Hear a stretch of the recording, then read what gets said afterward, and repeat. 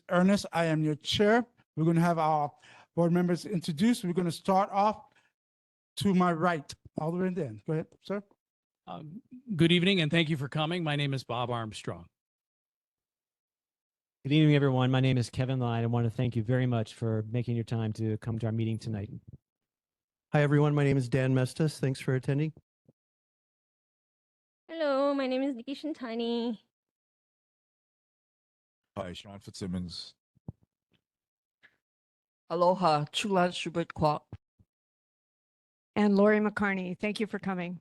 And then we're going to go online. Ross, are you there? Hi, Ross Isokane. Thank you. All right, thank you. All right.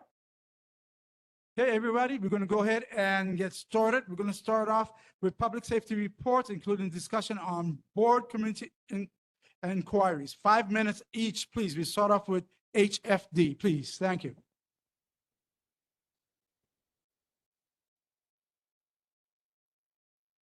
Hello, can everybody hear me? Awesome. All right. Good evening, board members. Good evening, attendees. My name is Kaleo Kia, a firefighter from the Central Fire Station over here on Baratania Street. I have your statistics for this geographic area for the month of September. As far as we have 1 cooking fire in the month of September, 7 activated alarms that did not involve any fire at all, 122 medical alarms, 7 motor vehicle collisions, and 1 ocean rescue. Your fire safety tip for this month are seasonal decorations. With the holiday season just around the corner, please consider fire-resistant, non-combustible decorations.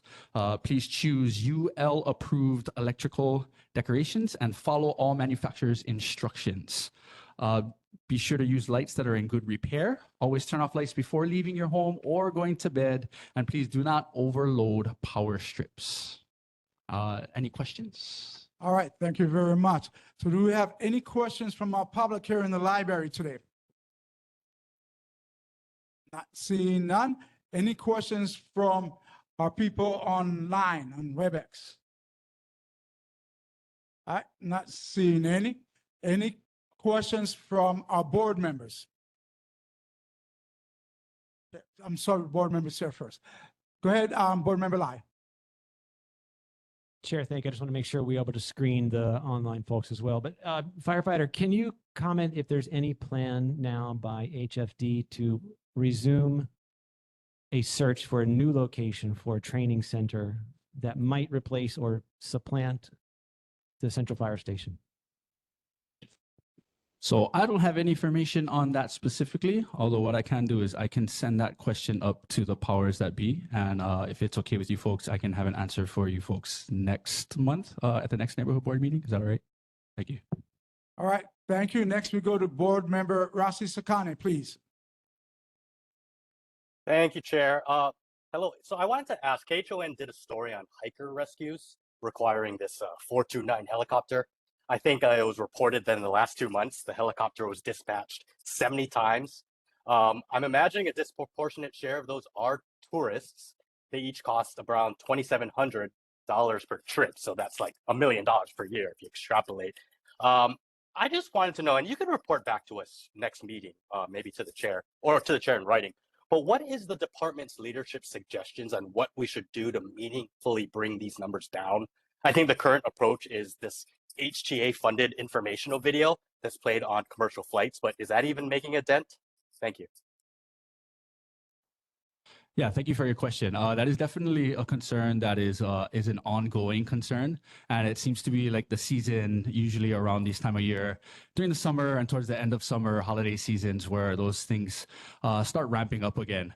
I don't necessarily have the answers for those kinds of plans that the department may be trying to focus on. Although, as you said, I can definitely send that question up to the powers that be and have an answer for you folks at the next meeting. All right, thank you. Any other board members? All right, not hearing none. Thank you very much. We'll see you next month. All right, thank you very much. Next, we're going to be moving on to the Honolulu Police Department. Thank you.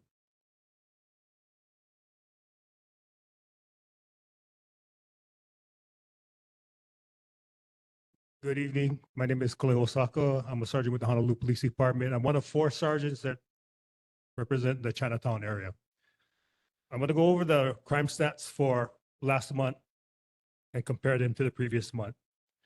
So for motor vehicle thefts, we had 4 this month compared to 7 the previous month. Burglaries, we had 2 this month compared to 1 last month. Thefts in general, we had 25 thefts this month, September, compared to 28 the previous month. Assaults, we had 16 this month compared to 14 the previous month. Sex assaults were 0, graffiti 0, and they were the same for the previous month. Drug cases, we had 5 for September and 10 for the previous month. Motor vehicle collisions, we had 101 for September and 102 the previous month. Total calls for service for September was 2,407 compared to 2,409 for the previous month. That's it for the stats. I'll open up to questions, but they're going to be limited. If you need more or in-depth answers, you can reach me at my email, and I'll provide it right now. It's khosaka@honolulu.gov. Okay, any questions? All right, thank you. Anyone in the public in the library has a question for Officer Hosaka, right? Yes. Yeah. Oh, Sergeant, yeah. Not seeing any? Oh, wait a minute. Not seeing any. We'll go online. Any members from the public online? Nope, not seeing any. We're going to go ahead and start off with board member. From the public online. Who is it? You asked if there's members in the public online. I'm a member of the public online. Okay, we didn't see your hand raised. Yeah, because I had a hard time joining the meeting. I'm on my phone, so Go ahead, ma'am. I Speak your name first. Jana. Go ahead, Jana. So I think you were just taking roll or something. And so I'm not sure. I missed the beginning, so I didn't know. All right, so we have our Sergeant Hosaka from Honolulu Police Department. Do you have anything to say to him? Do you want to address it? No? Oh, no. I didn't know. I didn't hear if he said anything. I just joined, so I don't know if I missed anything. No, you haven't missed nothing. This is the beginning. All right, thank you. Okay. All right, thank you. All right, so next we go ahead and start with Board Member Dan Massis. Hi, Sergeant. Thanks for attending. I just had a question. I was working with a shopkeeper on Hotel Street today who was assaulted on Friday. Yeah, I'm familiar with that. I was just curious, what is the process for when victims do not speak English and they're trying to make a report with the officers? One, we have a language line. If we cannot get the department issued translator, depending on what language they speak and if the availability of the translator, we do have a language line that we can call, and we'll have the language line talk to the complainant and translate vice versa between the officer and the complainant. Okay, is that a number that we call or? No, it's a police department number. It's basically the translator we use that if we can't get a hold of someone that's on the island. It's a mainland number. And that's called language line? Yeah. All Okay. right, thank you. And remember, board members, ask a question. If you need a follow-up, ask for the follow-up, ask the chair. Okay, thank you. Appreciate it. Any other Thank you. board members? I believe we have Board Member Lai.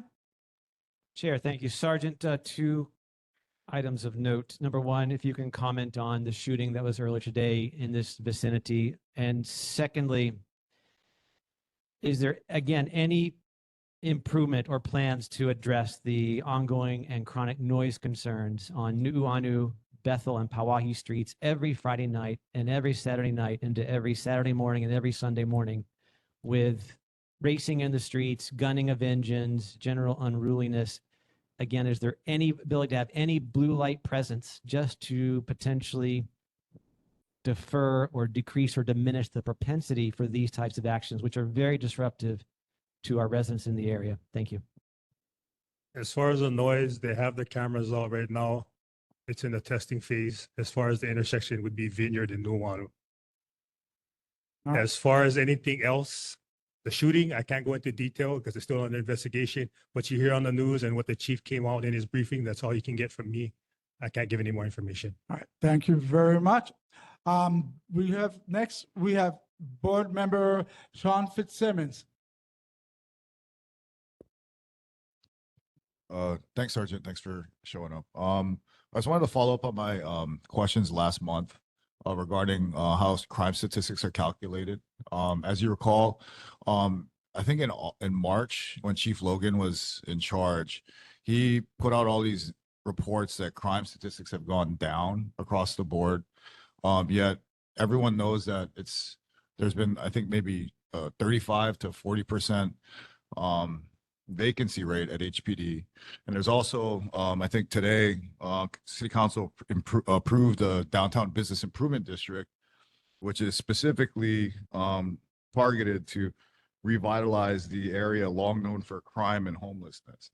And so my question was, how are the statistics tallied? Is it possible that the statistics are incorrect given the As the far as news stories statistics that I bring you, it's basically hard data. It's based off arrests. not your monthly statistics. I'm talking about the annual statistics that are released to the public via the press. I can try and get that information for you to see how accurate it is, but as far as I get data, this is all I get. So I wouldn't know how they compile the data because I'm not in that department. All I get is what's passed down from the command. Sean, what I'm gonna do is I'm gonna give to direct Sergeant Freeman. Yeah, I think he has that for you, okay? Okay. Yeah, thank you. All right, Board Member Shulan Subikwak, please. Thank you, Sergeant. I know that Fourth Watch is very busy, so we're not able to utilize them. But we do notice a big increase from the homeless, the drug, and the mentally ill that coming over to Chinatown. We're working overtime to try to clear our sidewalks, and we have so many crazies right now there that we need help. And especially like Vice Chair said, the BID got approved yesterday at Kapolei, and they have 3 security teams moving people from downtown to Chinatown. So we need help. So we really are appealing for more help from downtown and have more. So, and also we're requesting that the sit line should be extended beyond 11 because the bars close at 2 o'clock. No on no side. They all come down to Chinatown side and we can move them from 11 to 5. And they creating a lot of noise and partying. So we really hope that HPD would also will be listening to get that extension because it is Shulan, the please critical wrap it up. area. Yeah. Okay, as far as thank you. that, the roadblock's gonna be the ACLU. Because right now, 11 o'clock is what the ACLU agreed upon. Anything past that, that's gonna be the problem. So you gotta basically talk to your representatives, talk to the legislator, because at this point, it's beyond HPD's. It's in the state's hands, in the city's hands. All right, thank you very much. We have Board Member Ross Isakane, please. Thank you, Chair. Hey, Sergeant. I'm happy to send this question to your email address. Thanks for providing that, but I'll just state it here. Okay. So this is regarding our legacy block parties, Hullabaloo, St. Patty's Day. There are rumors that the city is discouraging city permits in part due to public safety concerns around potential fights. These rumors come with some allegations that there's been a high number of uncontrolled brawls in recent weeks or months. Now, Lieutenant Sargusio used to come to our board and he actually said HPD prefers it when there's a permitted block party because they have advance notice to be ready for it. So here's my question, which again, I can email to you. Is HPD taking an official stance to discourage block parties in downtown Chinatown? If so, why? And if it's because of recent fights, can you provide a detailed list of when and where these fights took place and the arrests that occurred? Because I'm only aware of one. So again, I can email this to you. To my knowledge, no, but what it is they're trying to get the permits granted to all parts of the island, like Waikiki, because a lot of those hullabaloo and stuff were isolated to Chinatown. And I guess Waikiki felt slighted that they weren't getting their share of block parties and stuff like that. That's the only information I have. As far as HPD stance, if it's permitted, then we're allowed to hire special duty, so it's not taxed on patrol itself. So as far as I know, HPD doesn't have an issue as long as it's permitted. All right, thank you very much, Sergeant. Appreciate it. I'm going to end it up. And my question is, why doesn't HPD report to the media and all that about the deaths that happened around here? So take, for instance, last week, if I'm not mistaken, there are 2 bodies found in Ala Park. There was another body found on hotel between River and Cape Kaliki. Then again, there was another body just found up here, and I actually witnessed that one right up here in Nuuanu, down by the mortuary, by this mortuary right up here. So why isn't this added? So as far as unattended deaths, would those be classified as, we do as sergeants write up highlights, which are passed on. So basically, the press can go to the main station, look up at the highlights. That's information readily available to the press. Now, if the press wants to run with it, that's their choice. It's not being hidden from them because we have to type a highlight for that type of case. So once the highlight is typed up, the information is readily available to the press. But if they choose to run it with it or not, that's all on them. All right, thank you very much. There's no more question. There's no more question. No more. We're going to move forward. Once I end, it's over. I'm not going to give any. Just email Henry about the truck. I know what your concern is. Just email Henry and he'll email me. I really think that Okay. we should. Thank you very much. Thank you. Go parking and for there for Yeah. our. Yeah, All right. Receive the mail, Major, and he'll get back. Okay. Next, we have item 3, approval of minutes. Board vote to approve NCO draft regular meeting, written summary for video record for Thursday, September 4th, 2025. I am going to defer this to next month.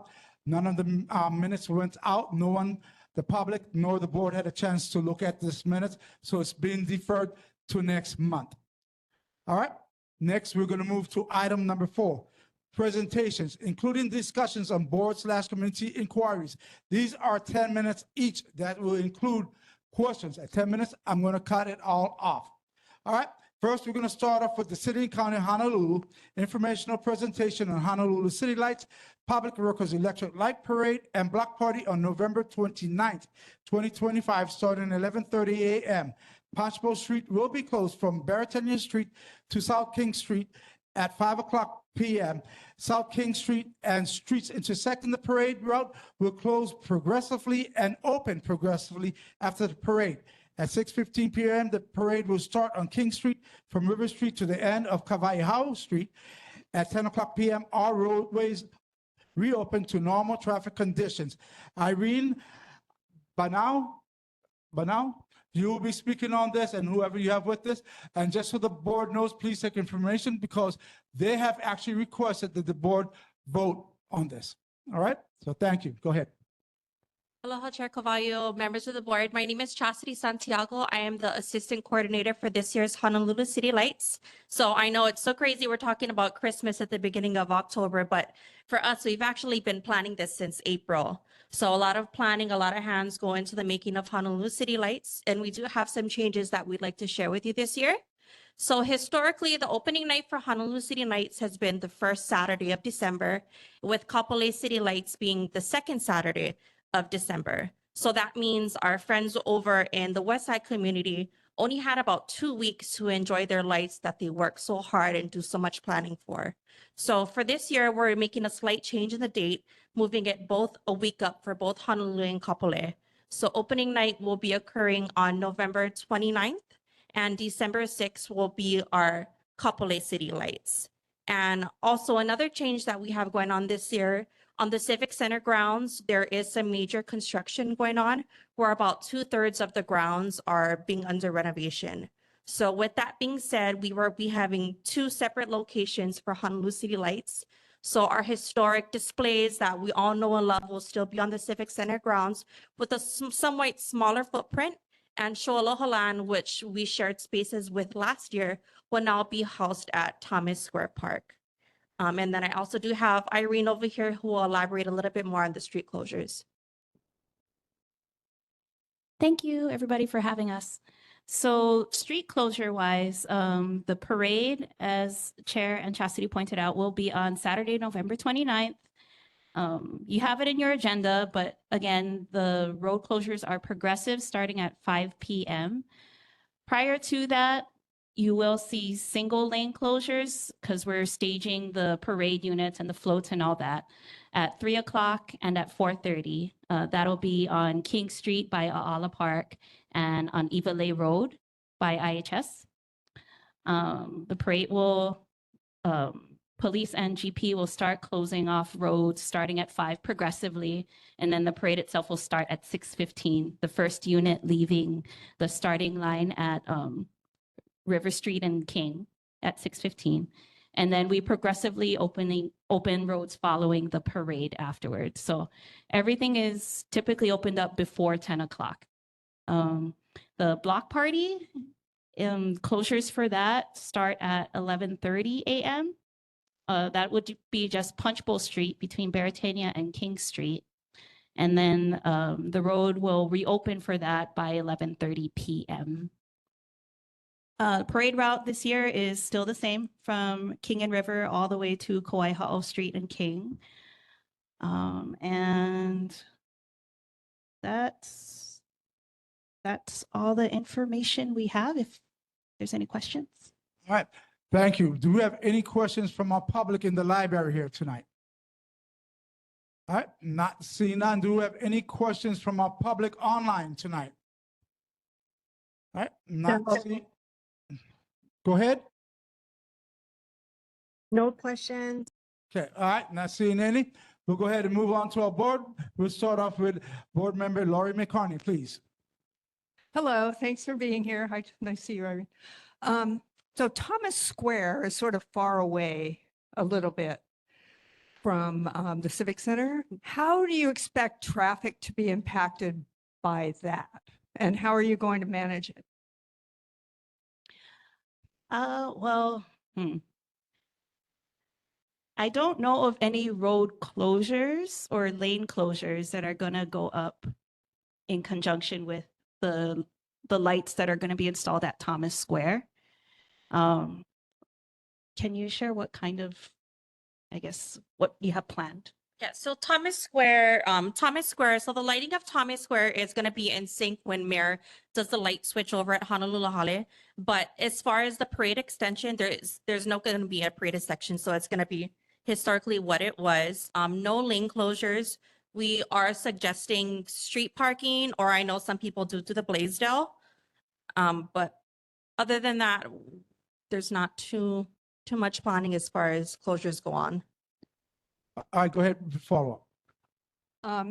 Okay, so what I'm expecting is it was so popular, that new display, is that people aren't going to make 2 trips downtown. They're going to come downtown to see the the legacy stuff, and then they're going to go to Thomas Square. And so I'm expecting there will be more people in cars. You know how it's all busy around Civic Center, that's going to expand, not related to the parade, but just related to that period of time when all of those attractions are going to be open. And seems like there should be some kind of plan for that, just anticipating that families are going to go both places during one trip. Okay, thank you. Yeah, so right now a little background. So Show Aloha Land is actually ran by Mayor Construction, so it's its own nonprofit.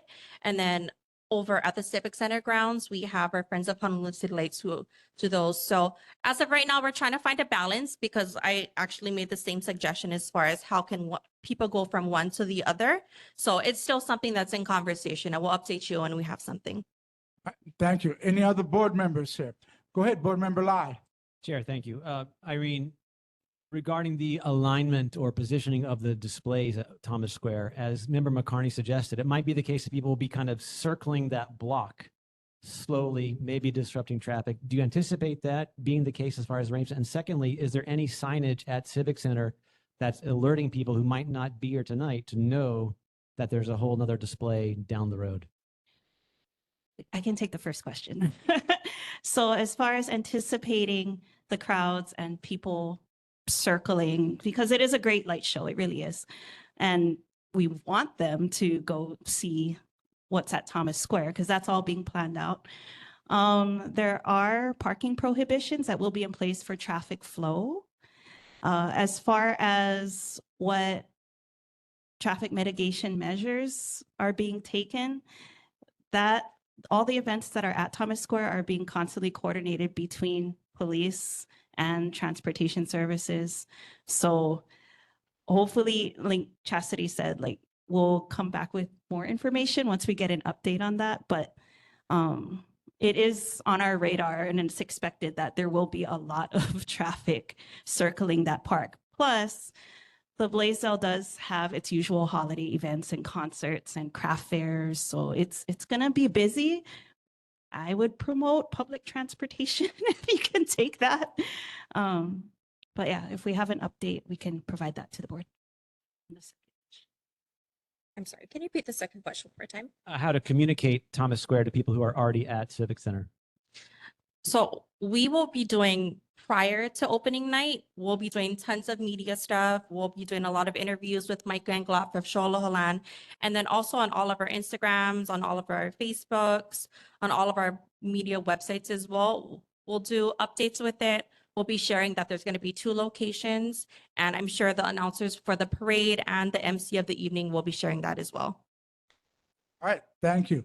Any other board members? All right. Not hearing any. Thank you very much. Hold on. We look forward to this. Okay, there's a vote. Do we have a motion on the table? Go ahead, Motion. Shalon. Motion to support.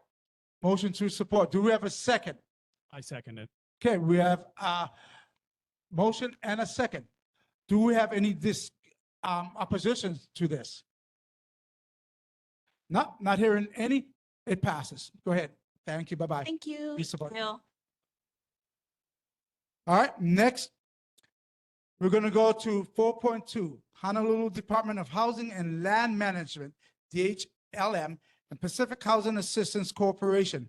Introduction of potential affordable housing projects at 130 Baratania, AKA Kamali'i Mini Park, and notifications of opportunities to submit public testimony at future presentations in public, plus upcoming city council meetings. DHLM Director Designated Kevin Auger will be presenting.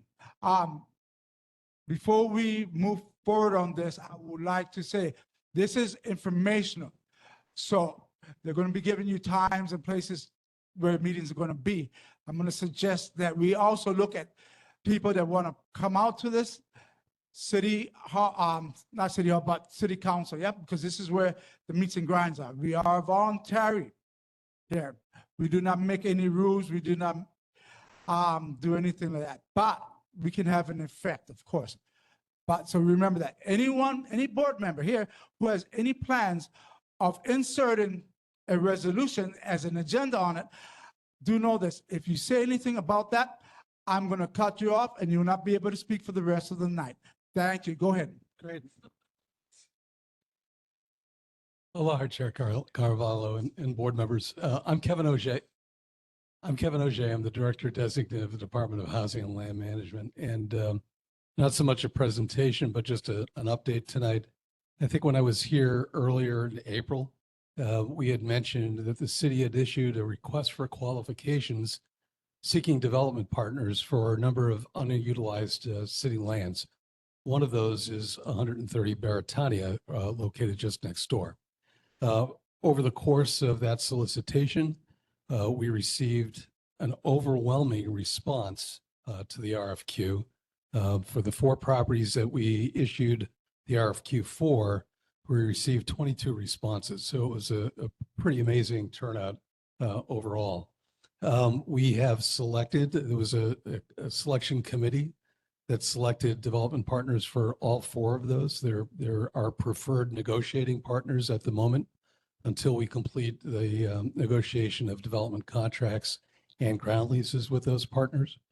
For 130 South Baratania, which is the subject of tonight's discussion, we selected a highly qualified and deeply respected team, development team of Pacific Housing Assistance Corporation and Lanakila Development.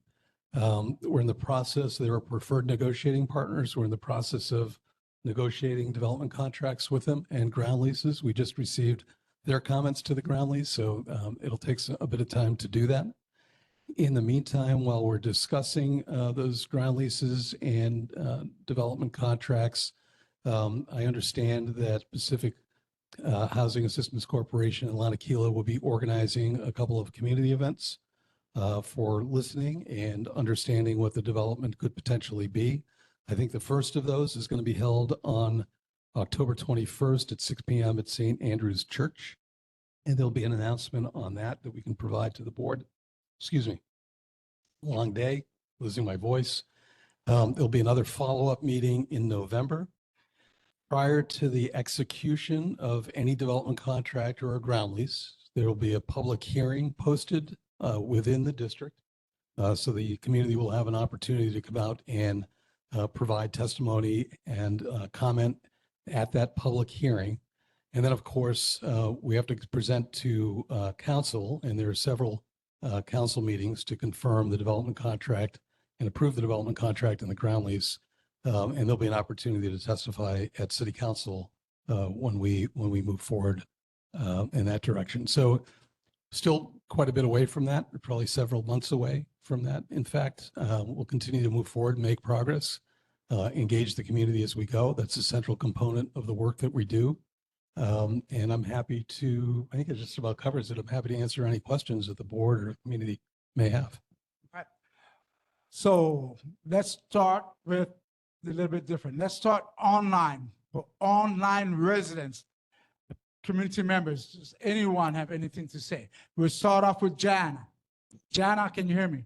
Yes, so I live in the condo right next to the park, and our building had I guess for the residents, a meeting a couple of months ago when we had found out and we saw it on the news of the interest in this Triangle Park.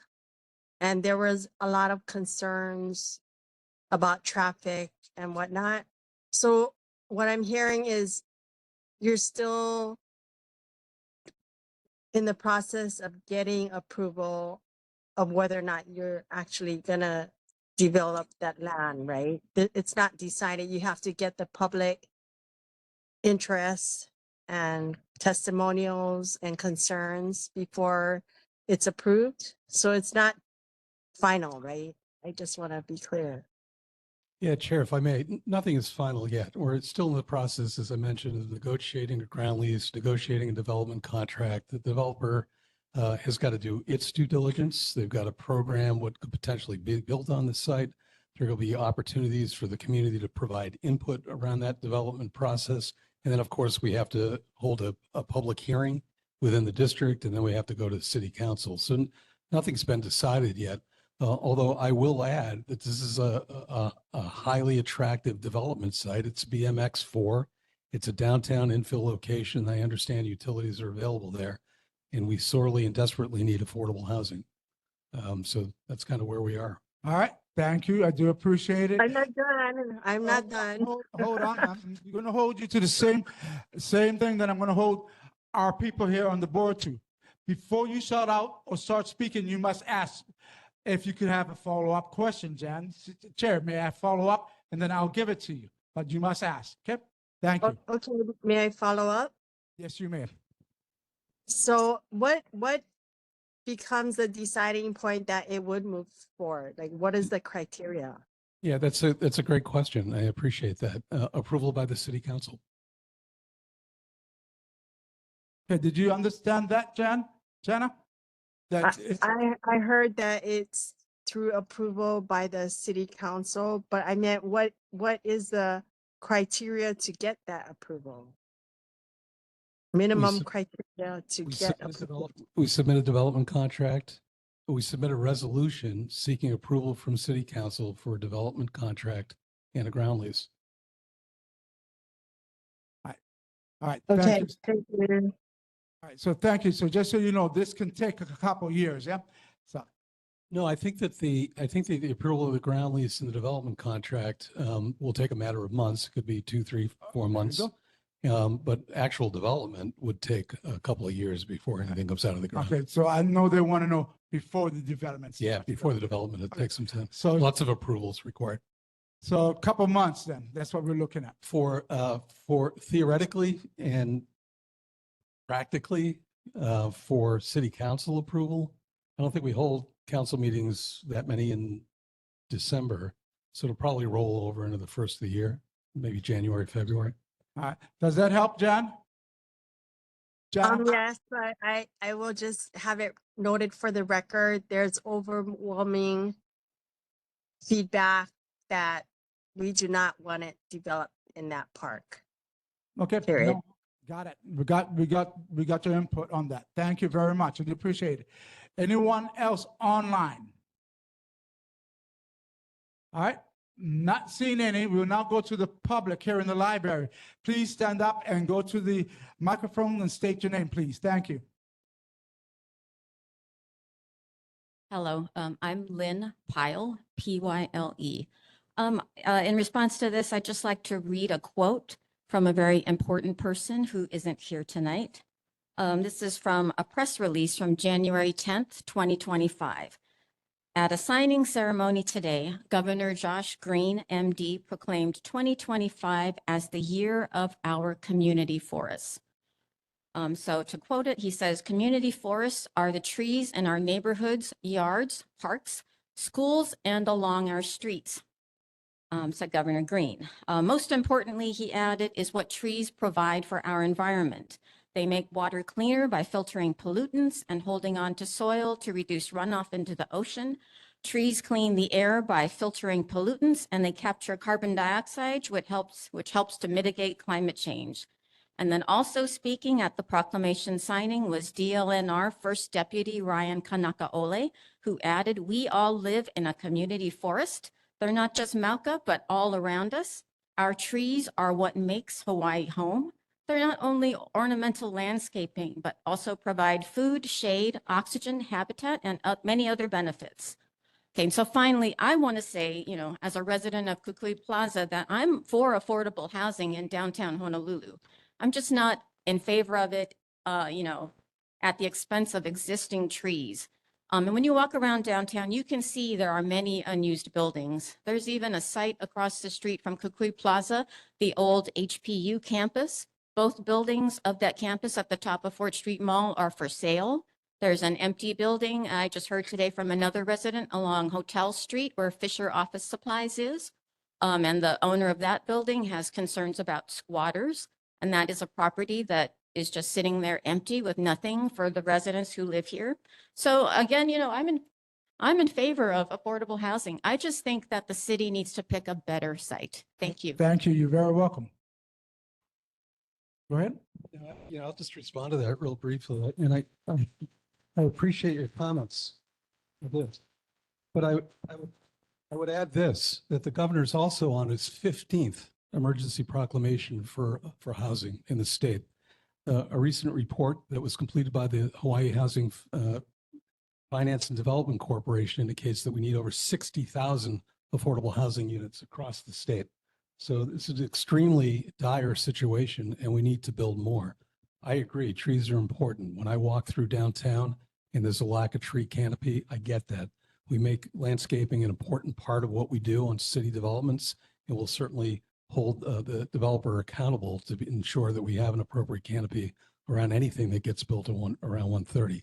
I understand the sentiment, but we have an emergency crisis. This is an infill location, and we'll leave it up to the community to make the decision. Okay, thank you. Doug Pyle, go ahead.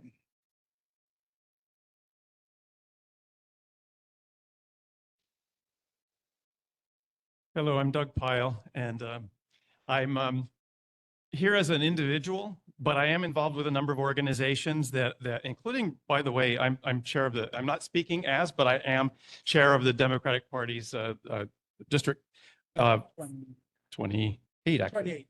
So I think I'm going to be putting this on agenda. Here's what I want to add to the excellent testimony of my wife, actually. So I appreciate that. And but also and also Jan, who was a resident of the same building, I facilitated that conversation. We did have about over 50 people turning out, overflow crowd, all 100% opposed to it. We are pitting unnecessarily two interests that are both good against each other by this location. Yes, we need affordable housing. Yes, we need not only affordable housing in our area, we need housing for the homeless, which I don't think this project is, I don't think. So we also need dignified housing. So that means space, which I don't see squeezed into this little footprint. So there are so many other alternatives available in our district, across the street, through downtown. My wife already mentioned it, and I've testified previously to it, which is empty buildings are actually a problem. They cause problems in our community and to the economy to stay empty. Why build another new building that may or may not be successfully filled when there are empty buildings that we can improve our community by creating affordable housing in those? I just want to add that. Don't pit the two communities that should be supporting the same project against one another, because there are 41 trees. It's the last stand on public land of the urban forest. Please wind it down, please, sir. This is the governor signing the proclamation on community forests in this picture. All right, thank you. Deborah King, please. Go ahead, Deborah. Hello, hi, Chair, board members. My name is Deborah King. I'm a resident at Honolulu Park Place. And I agree with everything that the Piles have said, plus the Jan. And I also want to add that another building will also contribute to more noise. And we have been talking about all the noise, and on the 28th floor, it's just amplified. So I just don't know that another building that takes away a park would help. Thank you. Thank you. All right. Anyone back on that side want to speak? Please come up.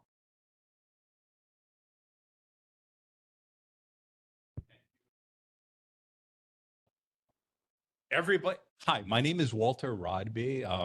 I've lived here in downtown. I was born and raised in Waiwa, but then I moved to downtown because I couldn't handle the commute. And that was like 30 years ago, right? Sounds like me. So I can't believe we're even having this conversation. When was the last time that a public park was taken and sold to a development corporation so that they could build houses and profit? When was the last time a public park was ever taken from the city? And I know there's all kinds of, oh, the city was gifted it, and oh, we never wanted it in the first place, blah, blah, blah. But when was the last time a public park was taken and developed? I dare say never. There's so much land that the city has. There's so much land out at Sand Island that can be used. There's so much property. Why this? And it's the entry to downtown. Thousands of people drive past that every day. It's the corridor into downtown. And what? We're going to just increase the concrete jungle? It's going to be horrible. It's like there's no reason, there's no, and I mean, Mr. Pyle, is he here? He got it correct. Why are you pitting you're pitting two interests against each other? I'm the president of the Foster Community Garden up at Foster Botanical Garden. And I can say, there's so much better. You talk about it being underutilized. No, this could be prime gardening space for the children. Let's not think. And look, when the presentation was made, never a reference to it being Kamali'i Park. Nobody said it's Kamali'i. Oh, it's 130 South Beretania Street. Nobody said it's Kamali'i. You know what Kamali'i means? The Hawaiian word? Kamali'i is a children's park. So we're going to take a children's park, sell it to a developer, and then, the city will be rid of it. Let's face it, the city doesn't want it because it's downtown. There's a lot of homeless people. Walter, can you please? Sorry, Yeah. but I walk through the park several times every day. It's beautiful. And I don't see any purpose, there's so much other options for the city to pursue. There's no need to pave this little piece of paradise in downtown and put in parking lots and apartments. There's no need for that. So please, and you guys voted against it last time. The mayor showed up. He said, oh, it's just an idea. When the mayor showed up in April, no offense to the mayor, I love him, but it was more than an idea. Don't let us be steamrolled here. Thank you very much. We got it. And thank you for that. I really do appreciate You know, that. and I know we all had long days, but you guys are great. You volunteer, you don't get paid for this, so thank you. Sorry. No, thank you. Okay, now, what I'm gonna do before I move any further, I want to take anyone that, is in favor of this building. Please, go ahead. Thanks, Chair. The city's not selling the land. The city is leasing the land on a long-term lease, 65 plus years, to the development partner. Okay. We're not going to agree. My job is to accelerate and facilitate the delivery of affordable housing across this county. That's a very serious job. Oh. I go to 29 neighborhood boards every day of the week, right? Nobody wants it in their backyard. Okay. I can't express that more. All right, thank you. And you want to speak, you need to speak this way towards the chair, not to the board members. Okay, thank you. We're going to take one more from you. Go ahead, come up.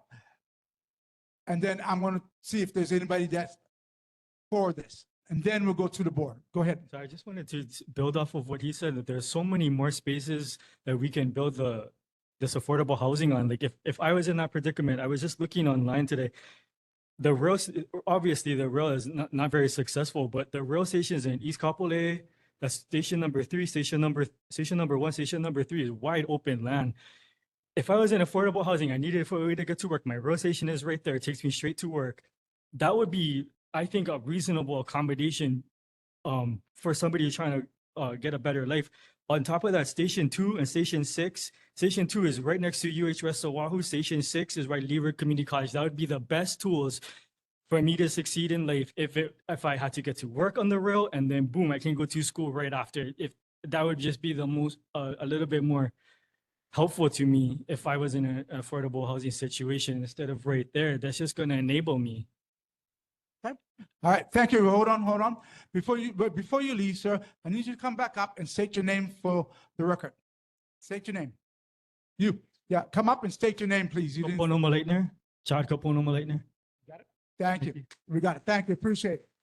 All right, before we go to the board members, because that's where we're going next, if you guys can indulge me.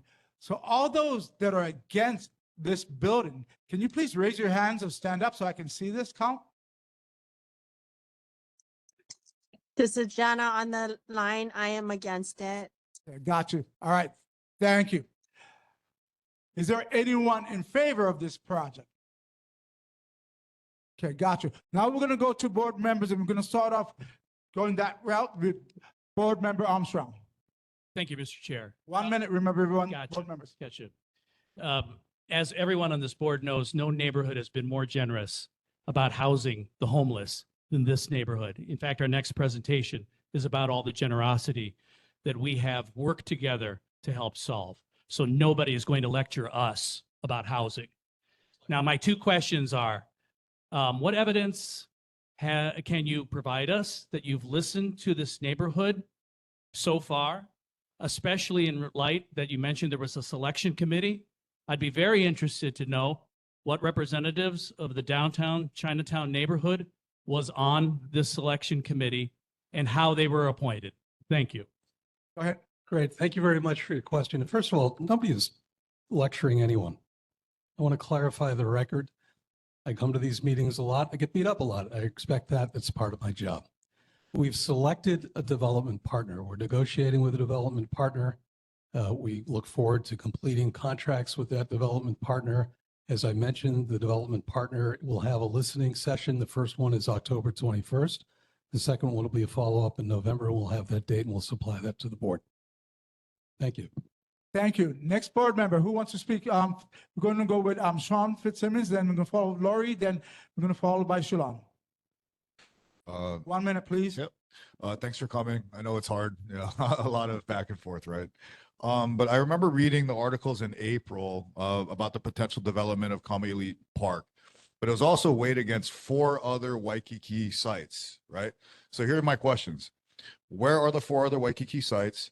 Are those other Waikiki sites parks or public spaces? And why is Kamaili Park more attractive to you than these other available places in Waikiki that was already expressed as potential sites for the affordable housing? Yeah, it's a really great question. When I took or was appointed to the position by the mayor, one of the first things that we did was looked to our inventory. What does the city own? What are dormant buildings or land parcels that the city owns that could potentially be redeveloped for affordable housing? And we had an inventory. We identified 10 properties throughout the county. They were in most every council district, which was unique except for all but one. And those lands that had not been used, some of them for decades in our portfolio, in our inventory, had the ability to support over 2,500 units of housing. That was astounding. And so the first request for qualifications that we issued took 4 of those. They were smaller, they weren't so attractive, and we put them out into the market to understand what would the response be from the development community. And as I mentioned earlier, it was overwhelming. We had 22 responses for 4 properties. Since that time, we've issued an additional 4. So out of the 10 that we identified, we're on our 8th. We have 2 more to go. And all of them have been all 8 of them have been awarded, except for one that's currently in the offering stage to development partners. So we're very pleased with the results of that effort. All right, thank you. Next, we go to Board Member Lori McCartney. Thank you for being here. This is going to be unpopular with everybody, so hope there's no tomatoes out there. One of the things I think that we're assuming a lot without knowing anything. When we're talking about a development, I think what I would be doing is, who's going to live there? Who are these people? Is that going to be a case where they don't need to drive from Wahiawa to downtown because they're nurses or teachers or police or whatever? I would want to understand who's going to live there. I would want to understand what's this going to look like. I would want to understand, what are you doing to mitigate the loss of the trees? And how are you going to make this a beautiful entree to downtown? Until I knew that, I wouldn't take a position. And so I think that's why I would want to come to the listening sessions. I would want to create my input, and I would take it when I know more. I know nothing except people like trees. I love trees. We need housing. We need housing for working people. And we do not want to be kaka'ako. All right, yeah, please wrap it up. Yeah. Thank you. Those are, if I can just respond to that, those are great observations, and so do we. The reason that the city has sought development partners for these sites is we don't want to be the folks making that decision. We're going to partner professionals, folks that know this business, that know this industry. They're going to have to put their guarantees on the line for the programming. We'll select the demographic that and the individual profile that the properties will respond to and serve. And all of that will be negotiated as part of the development contract and delivered to the community and the city council for approval.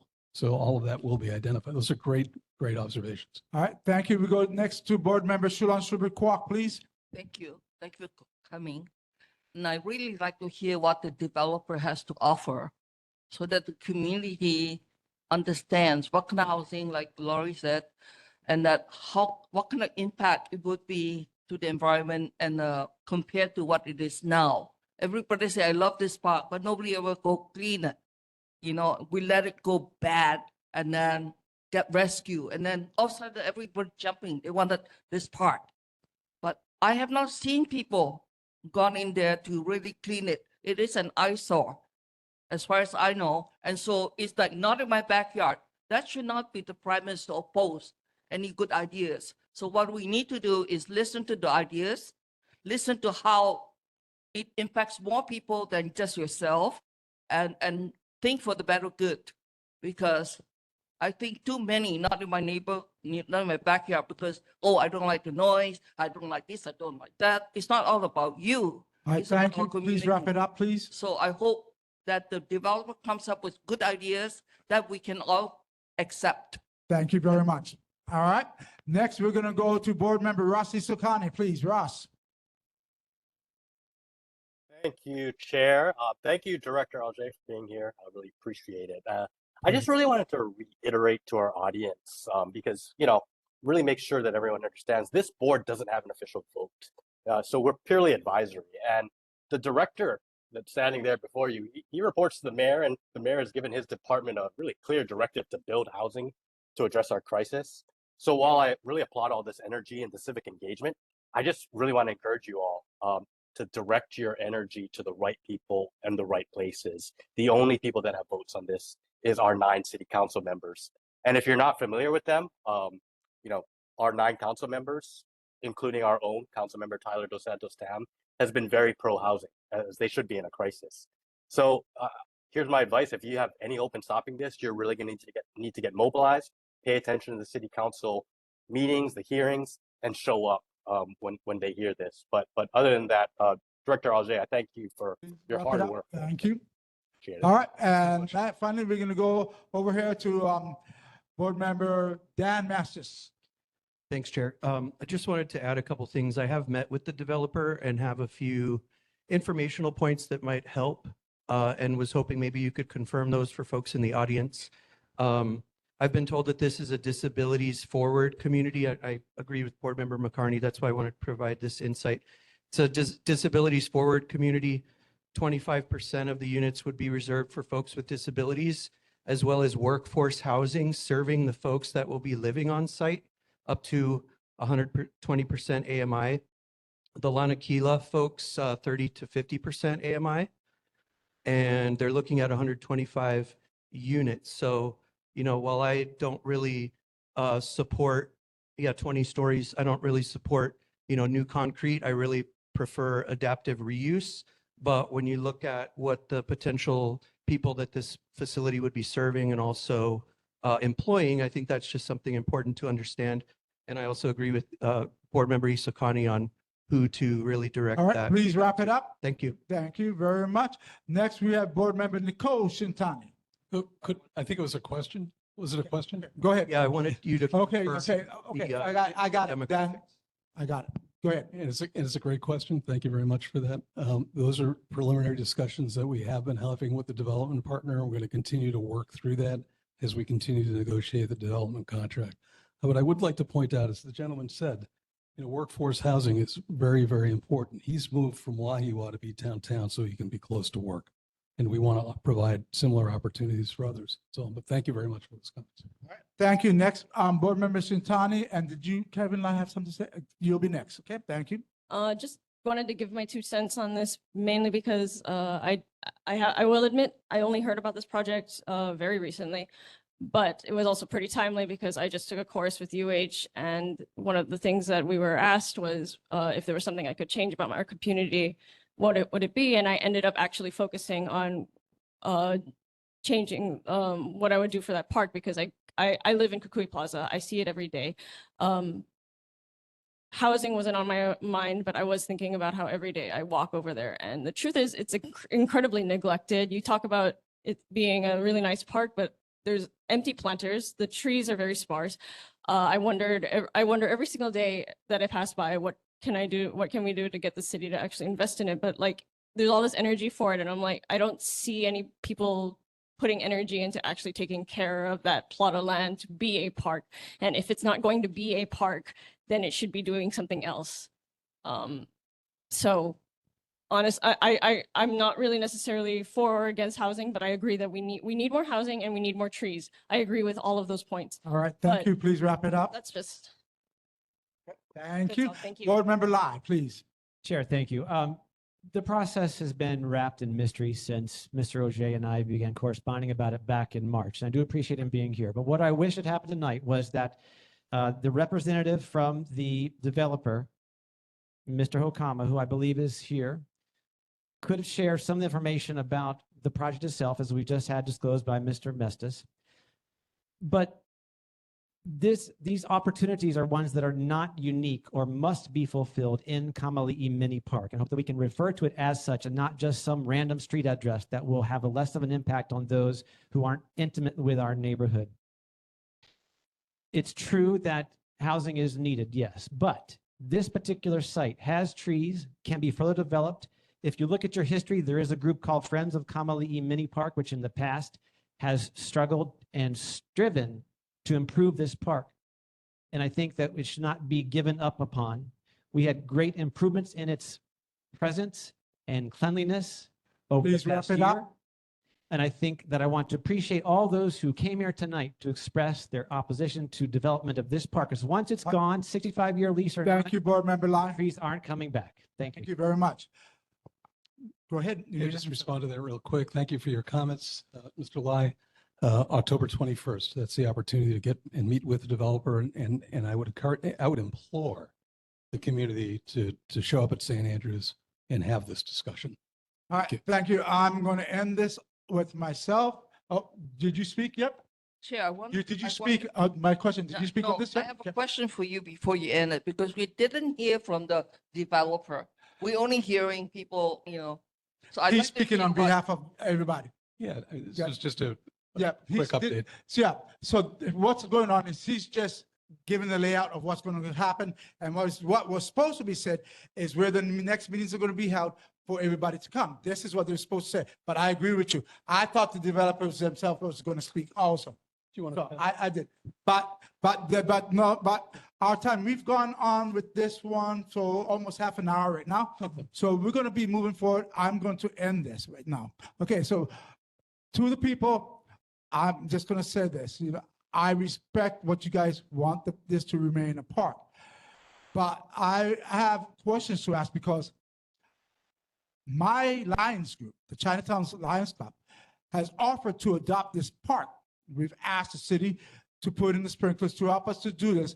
We also went around and got other people said they were going to invest with grass and all that, but we don't want to do it and waste all this money if it's going to be torn down for building. Do you understand it? So we like to see a little bit more action from the people in Kukui, from the people up here in the Honda building. If you really want to do this, come and help us Lions to do this, and we'll do it with you guys. But we need you guys' help. Other than that, we got to also respect the fact that we need to listen to both sides. We have to hear everybody out.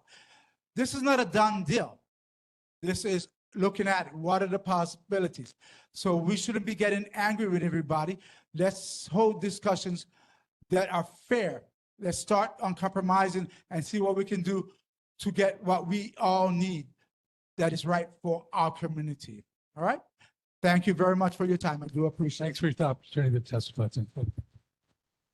Point of clarification, Mr. Chair. Yes. A sincere question. I wrote you earlier today about placing a resolution on next month's agenda. Okay, so Will we're you not going to agree answer to that. We're not, I already answered your question. No. This is a one-on-one. We're doing this as a one-on-one. We Okay. can talk about it. I You already told me talked- yes, so I wanted to be on the record. So listen, it's a one-on-one. You cannot ask me and bring something out like that. It's a one-on-one. That's not Okay, true, no, no. Mr. Chair. Okay, thank you very much. Next, we have Point of order, Mr. Chair. Institute of Human Services, IHS. Point of order, Mr. Chair. Go ahead. And you have 1 second. Go ahead. Thank you, Chair. A motion is going to be proposed from the floor tonight regarding the Kamali'i Mini Park development. No. So, you Sir, cannot- if it's, hold on. No, I can No. stop your point of order. I allowed you to speak your point of order. Now I'm going to stop it. The thing is, this agenda is written. Nothing else will be added to the agenda. Chair. Anything else needs to be going, Point of we'll go order, there. Mr. Chair. We are moving Appeal your forward. decision to the No, board. we are moving forward. Mr. Chair. 4.3 Institute of Human Mr. Services, Chair. IHS presentation of current operations for two Chair, you are out of open shelters in Ivole. The expanded continuum of services provided, IG, detox, assertive outreach, and mentally ill. Frequently arrested. System collaborations and ideas for different strategies to meet varied needs and being responsive to the continued concern of the neighborhood growing. Go ahead, Connie, it is your turn. He wants to add, make it that this comes going to be added to this agenda. It's not going to be added. Do not. Aloha kako. Thank you very much for inviting me to share what IHS is all about today. And I wanted to just comment that I think a lot of people have perceptions of IHS and what we do. And we have really expanded our services in response to the homelessness that we see in our community. And I wanted to just brief you on some of those things this evening. So most of you guys know that we have always been about shelters, and in the last year we've opened under the Kauhale initiative 4 more sites, that we added about 100 new more like 100 150 new beds, for shelter. And these are people who either are coming out of substance abuse treatment. There was another one for reentry, people who are coming out of jail and prison to avoid them becoming homeless in the community. And then we also had 2 other sites where we're helping people who have brain injury or cognitive impairment. And then another one that is the 45 unit tiny home village near the top of, by Evile, top of King Street over there. So it's just a lot of different kinds of beds that we really felt like were needed in our community to address special needs among homeless individuals. So that's among, we still have the regular congregate shelters. So all total, we have about almost 600 beds, of shelter. And I also wanted to, talk about the fact that we have an outreach team, several outreach teams actually, that specialize in different things. And the general outreach, actually, this is the first year that we were given the contract for this area. We have never had the general outreach contract from the state before, but we finally got one this year. So we're really eager to be available to y'all. We have started to just get to know more of the encampments and some of the homeless individuals. We welcome people to call us and let us know, but the city also has a line, where you can call, and then they usually call on us to go respond.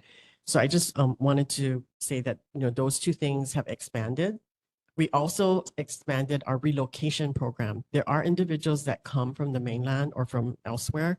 They come to Hawaii and especially on Oahu, and they're homeless. And what we're trying to do is find a way to encourage them to maybe return if they don't have any means here and they don't have any connections here. So the relocation program, again, is expanding. So we also work with other homeless service agencies, both the other nonprofits and the city's ones. So we try to collaborate. And of late, we also are trying to collaborate with HPD more. So we are kind of, getting together and trying to make plans together to be able to do outreach and to strategize what we can do to better help people come off the street and get into shelter. I did want to say that last year, our outreach team did outreach more than 1,700 individuals who were homeless in our area that were designated. And this is from Pi'ikoi all the way to Sandy Beach, and then on the other side of the island from Waimanalo to Kahalu. So this year, adding Metro Honolulu and the Upper Windward side, we're hoping to serve, over 2,000 people. So I just want to say that that's kind of where we're at. And I gave you some information about the new shelters, and I wanted to also add that on Dillingham, a couple years ago, we did start the Imiola Piha Homeless Triage Center.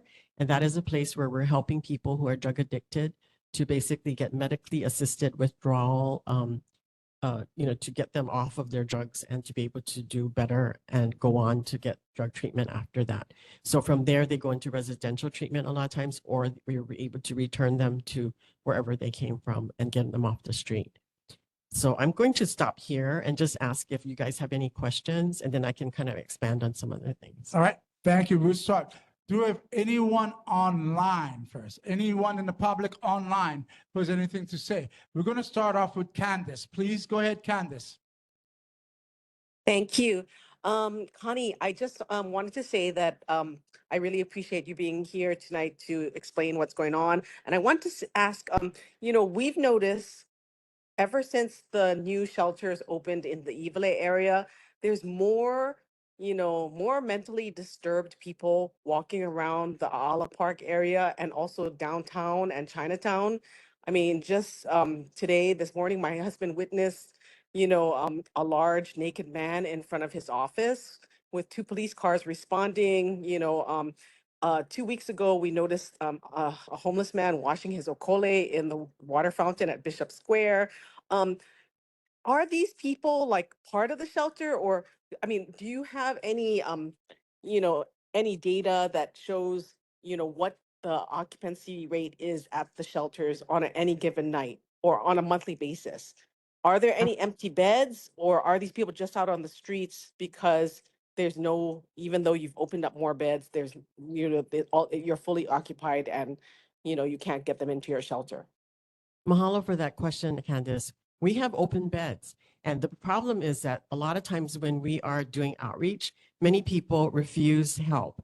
And the people that you described, they're clearly mentally ill. And IHS has been one of the, we're probably the only agency actually, that tries to do what we call assisted community treatment, asking the court to order and mandate treatment. But it is a long process. But, the city did give us a grant to help us do that, for the last few years. And we've been really honing that. Every year we go back to the legislature to ask them to help us make it a little bit easier to do that. So the people you describe, I think really probably need that. We do come up against, people who criticize us because they feel like we're taking away people's civil rights. But my response to that is that we are actually helping them access the treatment that they need. So that's what we contend with. But anytime anybody has somebody who needs that kind of help, please, try to call us and we will get out there and identify them. I want to say, Candice, you're absolutely right. I knew when we kind of created more homeless services, in the Ivaley area, that we would have more people coming into that area. And I did say at that time, we need to have more presence to deter that, maybe have the police have a, what do you call that? Like a station in the Ivaley area or something like that. But, we are still working. I mean, I'm trying to work on a solution for Kuwili Street, where the Punarai rest stop is and where our new shelter is also. All right, thank you. All right, Thank you, Connie. Hold on, anyone else? Candace, thank you, Candace. Anyone else online? Nope, then we're gonna move to the audience here. Go ahead, ma'am, please come up and state your name, please. Thank you. Hello, can you hear me? Yes. Yeah, okay. My name is Christine Trecker, and first of all, I want to commend Director Mitchell for the tremendous services that she's provided for the homeless to our community for many, many years. And I applaud your new programs and the new facilities. My concern is though not the facilities and the programs. My concern is the location. And I just wanted to address that. As you probably know, there are far more homeless facilities in the Ivaley area than anywhere else on Oahu. And Oahu has got a crisis of homelessness, and about 50% of all of the facilities serving these essential needs are located a short walk from Chinatown and downtown.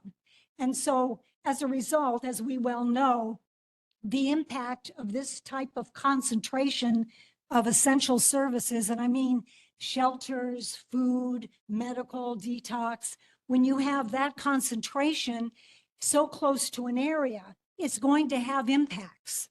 And we've documented those very severe impacts, especially on Chinatown, for decades. And so that's why 2 years ago in 2003, we created, or passed rather, a resolution, 2023-002, you can look it up. And the purpose of that was to detail the impacts on our community and the need to more equitably disperse the services that are definitely needed, but to disperse them more equitably outside of Ivaley, so that one or two communities aren't so severely impacted.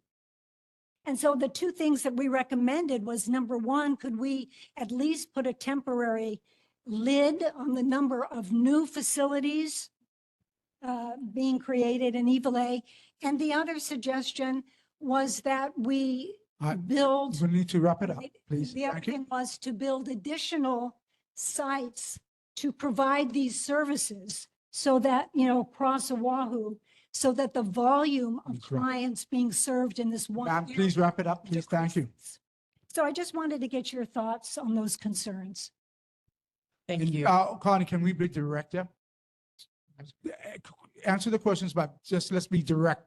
Okay, so I think that, the city has actually opened up a lot of new service sites in other parts of the island.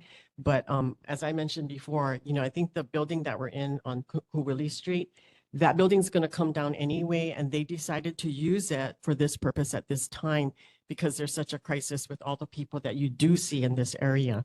Our hope is that we will be able to partner with police, to be able to actually do collaborative outreach with some of the other folks too and bring them in. But, right now it's just really hard because of the changes that have happened among the homeless community. We have harder drugs out on the street. Someone talked about how many people have died on the street and everything. And we just really are concerned that we really need to get more services out there.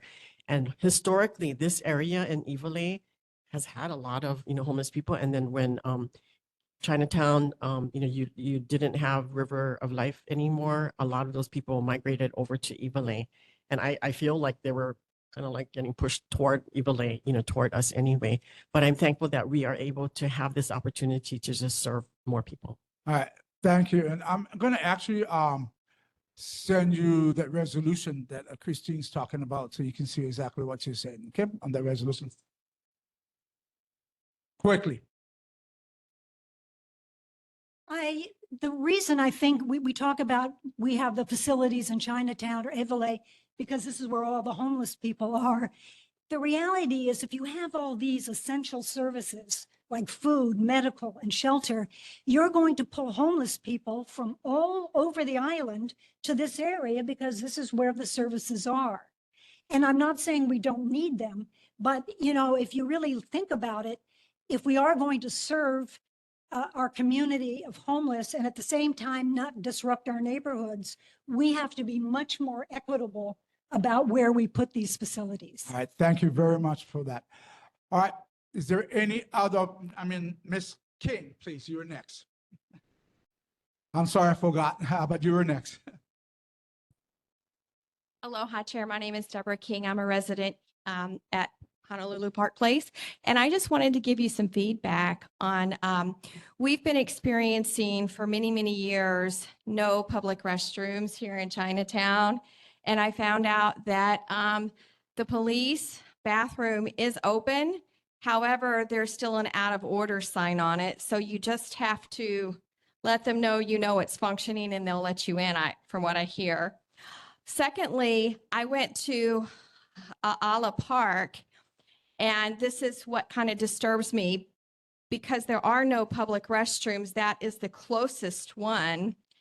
And there was, I don't even know how to describe it. There was like, an explosion of dirty clothes and people in the bathrooms. And of course, to me, they looked like they were homeless. And I found a credit card, so I picked it up and I asked the different people if it belonged to them and they said no. So I called and reported it. So basically, I did not feel comfortable using that restroom because of the proliferation. And there are some, there's an area that's fenced off. And we've got the homeless people also in that. So that's a public safety hazard. So that's just my feedback. All right, thank you, Deborah. Before I say something, so that is a well-known area where they use drugs in it. If you pulled up somebody's credit card, I would have left it alone because these people watch who's watching them and you can get in trouble. I want your safety more important than anything else. Thank you. Trust me, because I go to that area all the time. I'll know that for next time. I called and reported and then cut it up like they told me to do. Okay. Go ahead. Deborah, I want to thank you for your comments. And, in the shelter that we opened, the Kauhale near King Street and Iwalei, we have a lot of bathrooms. And so you gave me an idea actually about maybe opening that, to folks. And they're really nice bathrooms, by the way, right at our Kauhale at the top of Iwalei near Ala Park. I think I'll tell our security folks, if there are people that really need to use a bathroom, that could be very much made available because there's actually 15 bathrooms, in that facility.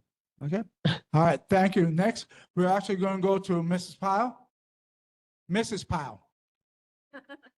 Hi, so for the record, my name is Lynn Pyle, Pyle. And I just wanted to say that I'm all in favor of services. I say more, more, more, bring it on. And two things, I have used the city's core program. So, you know, I take pictures of people in a situation and then I email it to core. But my frustration is that's Monday through Friday from like 8 to 5 and somebody needs help, you know, like right now, or they're going to disappear and then you won't find them again. So there's that issue if the services can go a little bit longer in the nighttime or the early morning, so you can get help to a person sooner. And then my other statement is that I'm old enough to remember when, was it Mayor Fossey or Mayor Harris had turned Olive Park into like a homeless, you know, services kind of tent city, yes. And that was kind of ugly and scary looking. But Olive Park is in the center of where all of that activity is happening. And so if, you know, we were going to take a park and put something on it, could you put a permanent homeless service building there? People are there. Maybe it takes some pressure off of Ebile too, but I would like to see that. Are you talking about Olive Park? I'm talking about Olive Park. So that's already been redesigned, yeah? There's something coming up. It's already been redesigned. Okay. I'll share it with you later. Okay, great. Thank you. All right, Mr. Powell. This wasn't planned, but Doug Pyle, Kukui Plaza resident. And I have a background in, I've retired from 27 years of doing community mental health work at the Hawaii State Hospital. I don't represent them now. I'm retired, as I said. But I do believe, and I think so many people know, that we have all of the different contributors to homelessness that include the mental health, includes addiction and the other issues that you've addressed. I just want to reiterate one point that has come up in the past, but it's missing in the coordination of services. We have policing here, and then we have core, which has certain hours, and we have services. I think there's been some incremental improvement reaching out to homeless mentally ill, but we see a lot of addiction, people suffering from addiction still neglected. I wonder if any of the casualties that were discussed in the police report were related to that. I'm always afraid of that. My point is, we don't have a unified strategy. We don't have enough coordination between the services so when you call 911, you get police, fire, ambulance. Well, what about, it's kind of none of the above. It's core or it's addiction. Somebody needs help. I don't want someone arrested. I just want to help someone get All right, through. you have 30 seconds. Where's your question? So my question, I guess what would be your program's position toward working toward one is, I think, just housing first style services, but also getting patrols more integrated with 911 responses with public service providers, mental health. And so on. All right, thank you.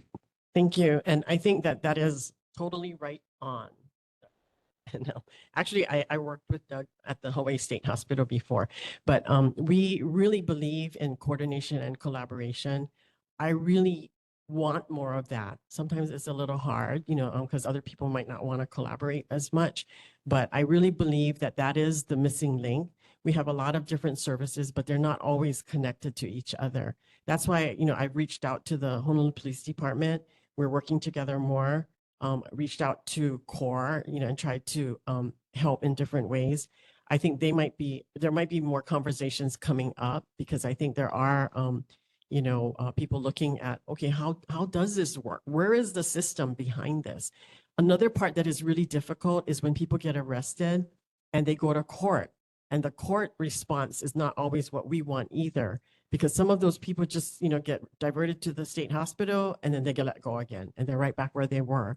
And so we're looking at legislative changes again, coming up, and, we want to really find ways to help people who are repeat offenders to get escalated, in their charges. All right, thank you very much. Okay, we're going to actually move on, and we're going to move on to the board. And we're going to start off with Shalon Schubert-Kwok this time. Go ahead, Shalon Schubert-Kwok. Connie, thank you. I was wondering with your new program, about outreach. So what are the programs slated for Chinatown? Because we do need more outreach. And I'm also hoping that churches would send some of the people to outreach, because I have not seen church people. And I think some people don't need police, they need a church person or a friend, something like where they can go and be quiet to decide on things. So I wanted to know what your outreach days are and hours are, and because we have so many now that needed help. Okay, thanks for the question. I think that one of the problems is that we don't have enough outreach workers. And we just like added one section, this whole metro section, but we only got funded for like maybe 3 more people, but it's a large area. So what we want to do is really partner with community partners. So you talked about, earlier, the other question was partnering to have expanded hours of outreach. That was suggested by Mr. Pyle. And I think we're going to be partnering with police to do, early morning and later kind of outreach also, because we know that it changes, throughout the day. So we're going to do that. The other thing is that we want to partner with a lot of the churches, to change some of the ways maybe that they are doing things or augmenting what people are doing. Because we do have a mental health outreach team, like I said, and those are the people that a lot of people see that they feel like what can be done for them. And my hope is that we will be able to do more of that so that some of your long time, like folks that are fixtures in the community will get the help that they need. All right, thank you. Next, actually, we're going to go to Board Member Lai, because he set his hand up. Thank you. Then we'll go to Board Member Armstrong. Chair, thank you. Ms. Mitchell, thank you for coming tonight. Can you clarify what, if any, new programs IHS has subsumed over the past year? What do you think the positive impacts will be for our particular neighborhood? I hope that in a year, you might come back and say, hey, IHS did this better. Some data would be helpful for us. Secondly, amongst that, can you specifically mention if you now have a role in the Needle Exchange van?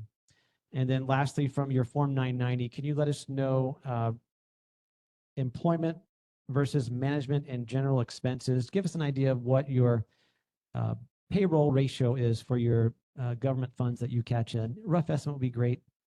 Appreciate your help. Thank you. Okay. I don't know if I can remember all the questions, but maybe you can help me. So, one of the questions was, maybe I'll go backwards about, how many people we have. We have about 230 people working for IHS at this time. Most of it is, toward direct services.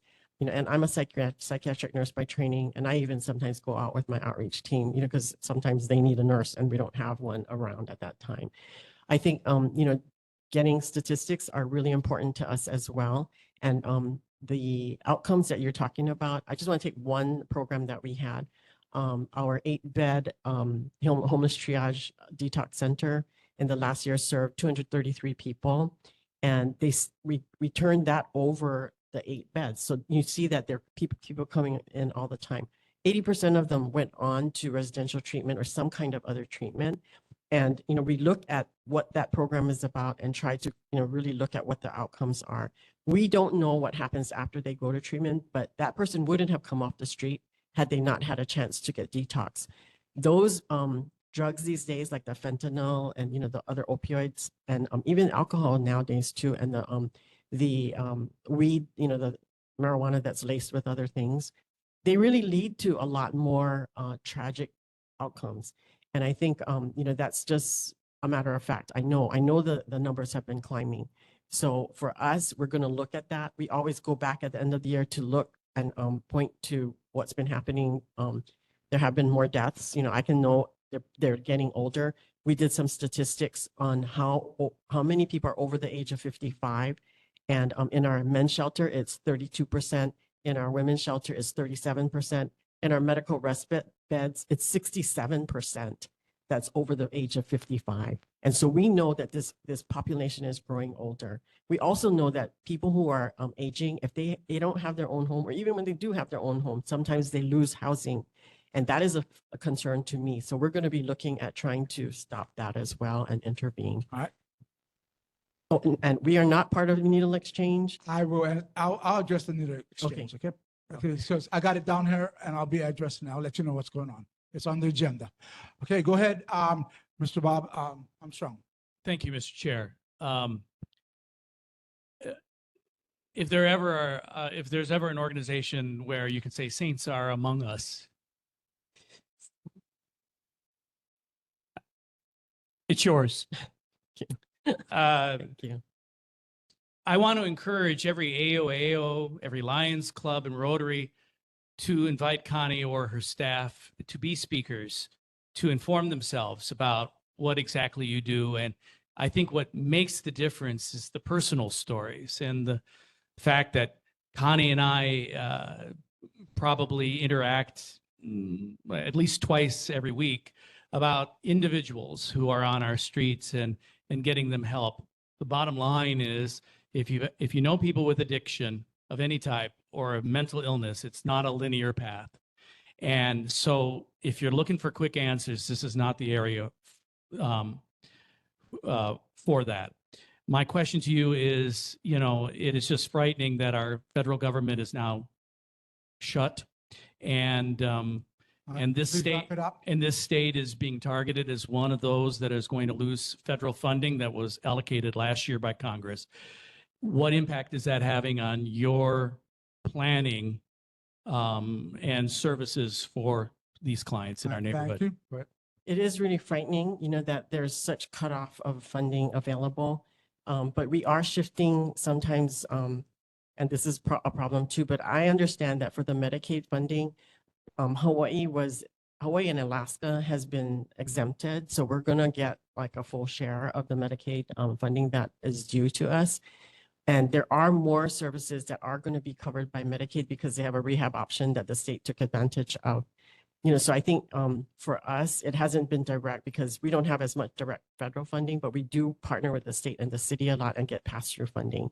So we're going to cross our fingers, but I believe that our approach actually, even though I don't necessarily feel like, you know, some of the sentiment that comes out with some of the policies against homeless people is what I feel. Some of the things and the emphasis on treatment, you know, and not just putting people in housing is important. Because if you just put people in housing without providing treatment, they are likely to pop out. But I did want to address Mr. Lai's question too about, you know, maybe what can be done. I just want to say I am really thrilled that you guys are going to start a bid, you know, also a business improvement district in this area, because we have been partnering with Waikiki Bid and it's been super. It's been really neat to be able to partner with, you know, the bid there and to be able to say, okay, you know, like we go on outreach together. We talked with the police together, you know, we're coordinating with healthcare. So it's just a real great model, I think, we're doing. All right, thank you very much. I'm going to end this, Connie. It's been 30 minutes now since you started, but we're going to end this. Ooh. Okay, I guess we're not going to end this, so go ahead, Dan. Keep it direct and to Yeah, the very point. And quick. please Thanks, direct Connie. to the Really point. appreciate your work. Volunteered a couple times with you folks in the past. I recently met with Roy Miyahira in the last couple weeks, and we're just kind of talking about solutions and definitely agree on like the need to integrate and collaborate and kind of do more of that. I was just curious, do you have ongoing meetings with him or, and then like, are there any city officials that you're accountable to? I was just curious, like, what is that dynamic and how can we work on more of that collaboration between services? So I meet with Roy Miyahira every week, actually. And, you know, I'm really wanting to convey to him what my perspective is on what we need to look at in terms of outcomes. We need to really look at what is happening. We deliver services, but what are happening to these people? I want to tell you, we have an app, our outreach app, that actually tracks people. I mean, I'm not tagging people or anything like that, but we know when people move from one area to the other because what we are using is biofacial recognition to basically capture photographs of people with their permission. And then when they move to a different area, we can pick it up. In terms of accountability, I feel like I'm accountable to both state and city. I'm accountable to the mayor and to the governor. We have, you know, contracts with both. And, you know, at least a couple times a month. It was before it was every week, but right now they reduced it to twice a month. I'm invited to a homeless forum that the mayor convened with the state people to basically talk about, you know, whether things are working or not. But that's why I'm accountable to you and I'm accountable to all of you as well. Thank you. Thank you. Sean. Hi, thank you for your time, Connie. Two things, real quick. I just wanted to commend you on what you do. Just you. echo everything that Bob says. My nonprofit was like your neighbor before, Kahabahu, the boxing gym with Reno. Oh, Yeah. I seen you, what you guys do for the homeless kids. It is amazing. You give them a place to go. It's crazy. It's awesome. But you mentioned, how it was an awesome partnership with the Waikiki Business Improvement District. The city council just passed one for downtown yesterday. So I was wondering if you could provide details on what your partnership with the Waikiki BID is and how that could be, I guess, mirrored here. Thank you. Very quickly, they have a program where they have ambassadors, that are going out and actually out on the street. They identify people. Sometimes they go outreach with our team, and then we're able to identify people together. My strategy, guys, is to basically identify those people who are substance users, mentally ill, sometimes both, but then some people who are just more medically frail, and really give them the right type of services, because not everybody needs everything. So what we do is to partner with BID, to just really identify those people. They let us know, they're doing more outreach because they have more people to let us know who's the most vulnerable. We go out and we identify them. We file the court orders, get them the treatment that they need. If it's an MH2, which is an oral ex parte, we can call the judge and say, hey, this person's really sick over here, and we really feel like he needs to go to the hospital, and get a court order to get them an emergency examination. So those are some of the few things that we're doing. But I think, working with them and then also with the police and getting more information about the people who are really problematic to you, and really developing individualized plans for each person. All right. Thank you. So I'm going to give you the last question. And you don't have to answer, but I want you to think about it. And this is going to take a little bit from what Christine had said. Everything is so localized in this area that homeless come here. I know this for a fact because that was one of the reasons that I came here too, because everything was here, food, shelters, and all that. So we attract people here. Nobody on this island wants it in their neighborhood. They want to put it in our neighborhood, and that's got to change. So I have been saying this for years to the city, to the state, and to you guys. Why are we not using Kailai law? Kailai law is abandoned. Lots of barracks there that can be turned into shelters, like the United States Vets has done. They have also a huge hospital, which can be changed into a hospital that can help are addicted, are mentally ill and all that. They have a big cafeteria that can feed people. They have a location. They have buses that go in and out of it in the early morning, late evening, but during the daytime, it's Goodwill that goes and transfers people in and out to the transit station out in Kapolei. So why are we not looking at other areas? Because Kailailoa would be a great spot to help on the west side. So the city is looking at Kailailoa, and there exists over there at least 3 different service providers providing shelter there, and besides US Vets, and there's also a lot of other city projects that have come out in Ka'ava, Ha'ula, Waipahu, Wahiwa. This is all in the last year, and then in Mo'ili'ili. I just want to say this is not the only place that there are new programs. Thank you. Thank you for your time. I know you got to go get some rest so you can catch that plane. Go ahead. So long as you get the rest, catch the plane. All right, next. Thank you very much, everyone. Next, we're going to move to public concerns. Go ahead, Doreen, you want to say something? I think she wanted to speak first. Yep. Go ahead, Doreen.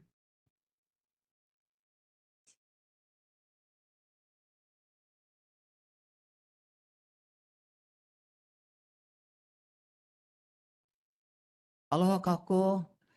Thank Aloha you, kako. Chair, for inviting us. I came with a few of the residents of Haliwai'olu, and we're here with concerns. And our concerns is it's supposed to be senior, but a lot of seniors got evicted, and I'm one of them. Got served 2 days. We have to vacate the property. Yes, but as they know how I am, I take it to the fullest. Amen. But I'm here to say that there's so much things that are going on. How? I mean, we know there's no rent control. We know that. And we also know that it's 10% above the rent that you pay. But it's like 40%, 45% that is raised. So there's many has been evicted, and tomorrow we have another resident going to court. We're going to court. I said, don't just move out, fight it. And when you go to the court and you tell them not guilty, why? You want to go to trial. Because we do have witnesses, see? So a lot of seniors, they don't understand, yeah? They fear. They don't know how to go about it, but I'm a fighter. So I encourage them. Kupunas, you folks have, a voice to speak. Don't fear. Go for it. Challenge it. That's the only way you learn. You have to challenge. Amen. So I just wanted to say something really quick. So I've been working on this. I found out through Kevin, and I've been working on this one. I've already talked to HUD. HUD is supposed to get back to me, and they're kind of appalled right now. They can't believe they actually raised the rents their rents went up $200 plus. Yes. Over 30 to 40% of the regular rent. It went over $200 plus. So if their rent is $1,000, their rent is now $1,200 plus a month. That's how much they raise it. They raise it by 30%. I have been making the calls. I've already talked to HUD. HUD's going to get back because of their standards of what they're at. They're only supposed to be raised at a minimum, if that 6% at the most. Right. Yeah. So I am believe working, and it's I'm going to 7%. get back to you guys. I will be getting back to you guys on that. I've been on top of that. Thank you. But getting HUD coming back is like tough, like pulling nails. HUD, I need you now. Okay, and you guys can thank Section 8 because they got a hold of me and asked me if I could help you guys. So, yeah. Okay? Because I took a group of them down to the Section 8 who has Section 8. They don't want to lose their Section 8 because if you get evicted, you lose your Section 8. Right. So that's what they asked. Go ahead. I think Board Member Lai has something to ask. Chair, thank you. Just for clarification for the record, could you restate the name and location of the property and if it is city or publicly controlled or privately controlled? It's Holly Viola Senior Apartments. It's on 1331 River Street. Okay, hold on. And to your knowledge, is that operated by the city? Yes. Okay, thank you. So actually, no. No, the land belongs to the city. The land belongs But to the Michael's is the corporation. Yeah, so what happened is, let me get this pulled up. I've got the information. Hold on. That's so many, because that one and plus I got the 136 going on, yeah? The union, I got the 136 union going on. Yeah. All right. Okay, there we go. Give me a second, I want to pull this up. Actually, Senator Rose, what is this under the FCC, what? FCCHC? FDCHC. Huh? Go ahead. Yeah, because So, but first of all, I would say you're doing exactly the right thing. Fight Right. it. If you're already talking to legal aid, Yeah. volunteer- Because they got calls from Holly Viola. Yeah. So legal aid's not going to do anything. I've already talked to them. Yeah. volunteer legal services of Hawaii, VLASH. Civil Rights Commission, they don't have enough workers. Let me give you my card and I can try to help you find, because you need attorneys, because they're not, each situation won't be exactly the same. There are rules about how much they can raise. And Can it's you all- please there's speak all- into the mic? I'm sorry, there are rules about how much they can be raised, and it changes every year because they do allow for increases every year to make up for inflation, but it also depends on your income, the size of your family, and all this stuff. So there are these charts that say how much what the maximum is, and I don't have them memorized. So it's best to talk to an attorney and see what your specific situation is. But I will help you find attorneys if legal aid is overwhelmed. But there are other volunteer attorneys around. But I would definitely fight it. Okay. Right now. Okay, good. Yeah. Yes. It's so much. Even when your toilet overflows, you have to pay $4,000 before you move out. That's the charge that's going on. Concession fee, when we first moved in, it's 1 month's free rent. So if it was paid towards our 1 month's free rent, now we have a new manager. So we end up paying Michael's back that money because the money goes to Michael's. So talk to the Section 8 workers. They say they cannot take the money back. It's there already. So there's so much that goes on. And I was sitting there thinking, looking at you, I said, maybe one day I should take you to the tour. So, like I said, I'm working on this with you guys and with Kevin. So just so everybody knows, right? Holly Vailoa is a 201H project. It is regulated by the HHFDC since they provide the actual funding. The city provided the land, yeah? But HHFDC is the funding agency. So they should have a regulatory agreement with the developer and have an oversight over AH units, including rent increase. Therefore, this might be something that we talk about Senator Rhodes know about. I've talked to a couple of my friends from the ACLU. They'll be getting hold of Kevin and you guys, okay? Can I just mention this, please? You know, you just spoke about the developers. That's why I wanted you, as you know, Shulan, thank you. Paying the amount that we pay, we don't even have tiles on our floor. Seriously, you walk in there, it's like, it's so sorry for, but you know what? We're grateful to have roof over our head, right? So I just want to thank you all for hearing. Yeah. Thank you very much, Doreen. Appreciate it. Did you want Shulan? Go ahead.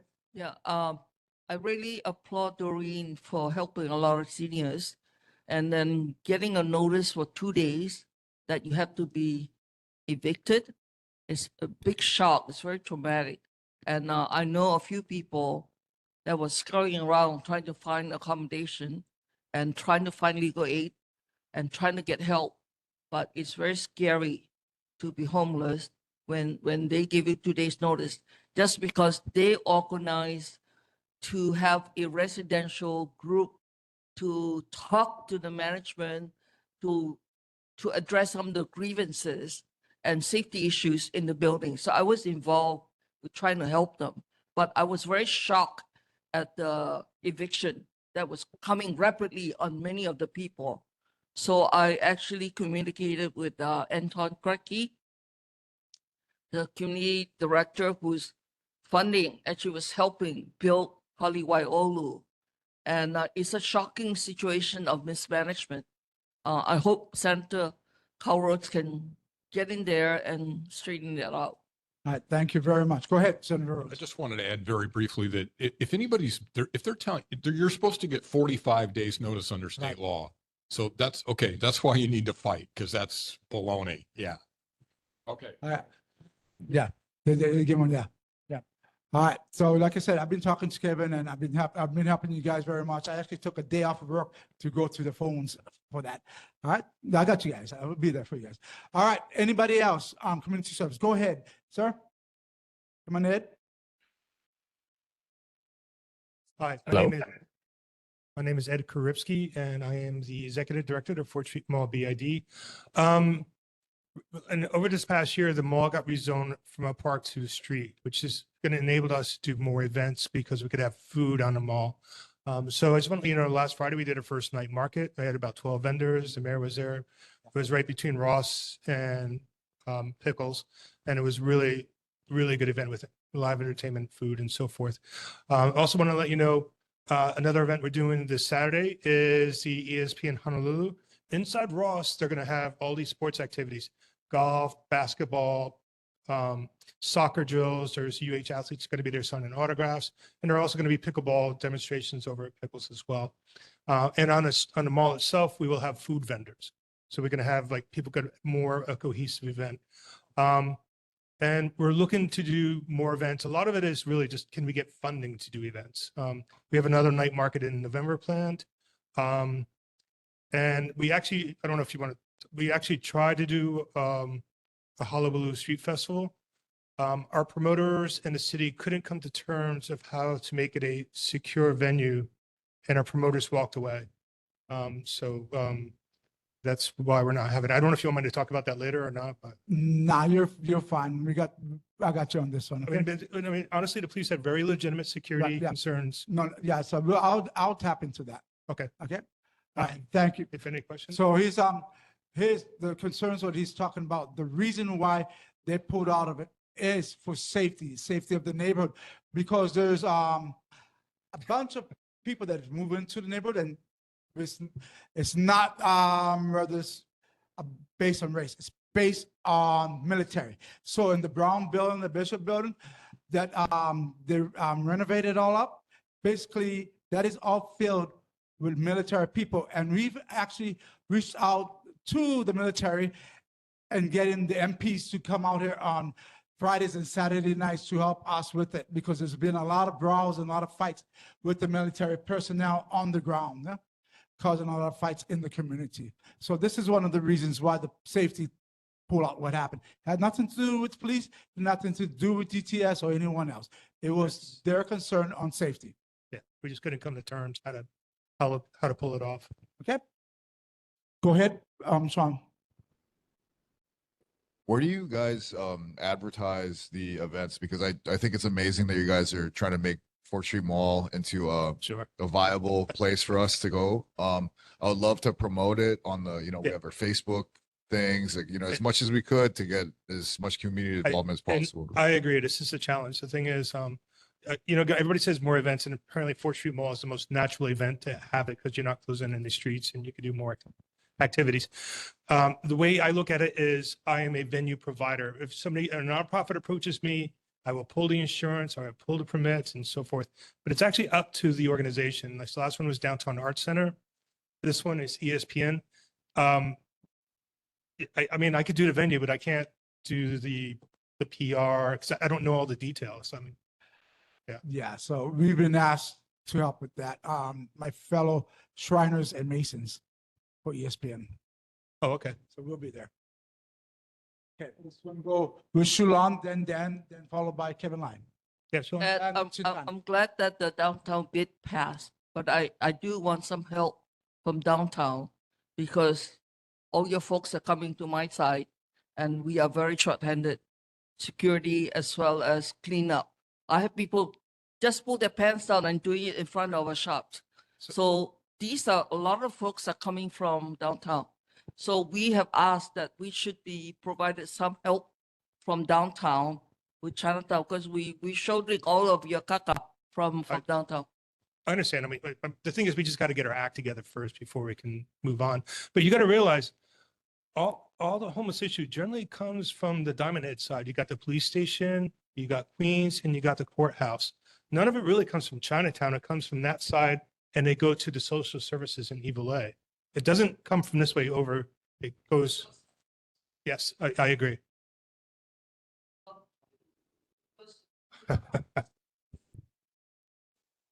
Yeah. But you need to include Chinatown in your phase 2 because it's only 9 streets.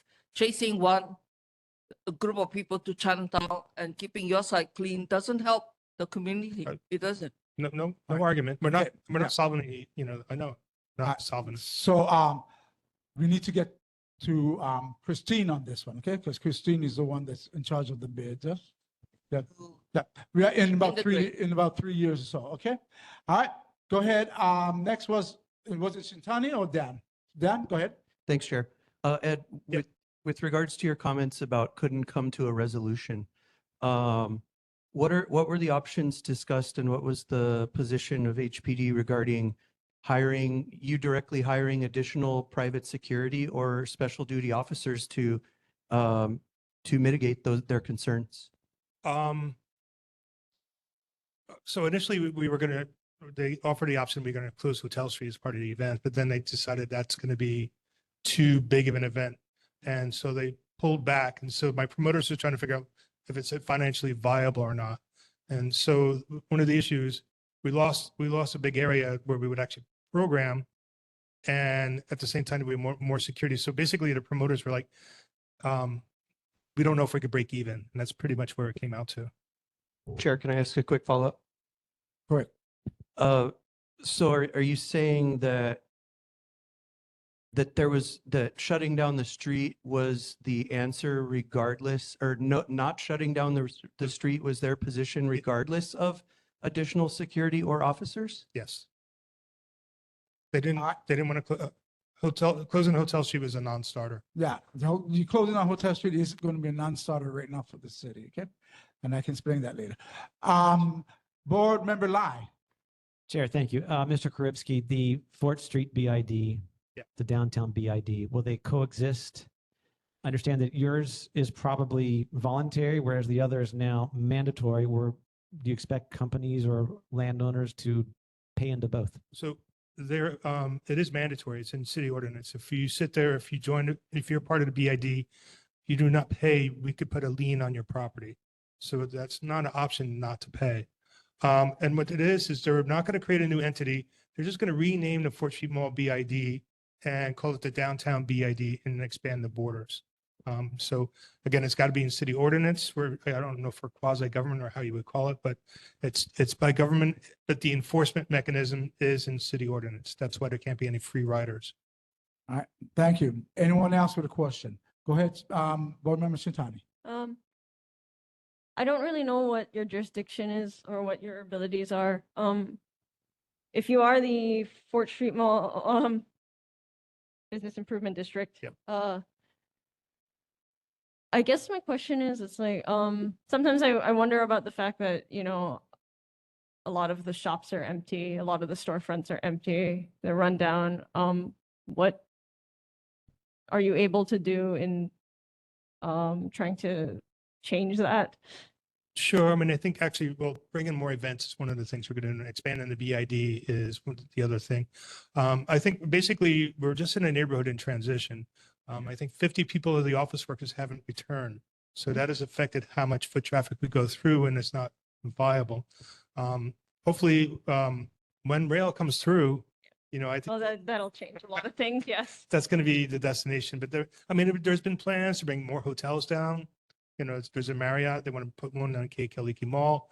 You know, even Davies Pacific was talking about a hotel. So I think right now, short, medium term, we're at this lull. I mean, but I can say, I really do think in the long term, you know, I have kids, they're 20s, they don't want to drive. They'd rather live downtown, walk the place and just deal with Uber. So I'm just saying it's a long-term prospects are good. It's just right now, you know, we're transitioned from office to residential. They're probably my contemporaries. So in the future, when I ask the public to speak, that's the public time. Once we go to the board, we'll rewind them down, okay? But I will allow you to speak this one time, so you just know for future references, okay? All right. Oh, you talking to me? Oh. Sorry, for the record, it's Lynn Pyle. I guess I'm neutral on events. And by the way, I wasn't even aware that you had an event downtown. I live at, right on the corner. So the advertising is not there for the people that live here.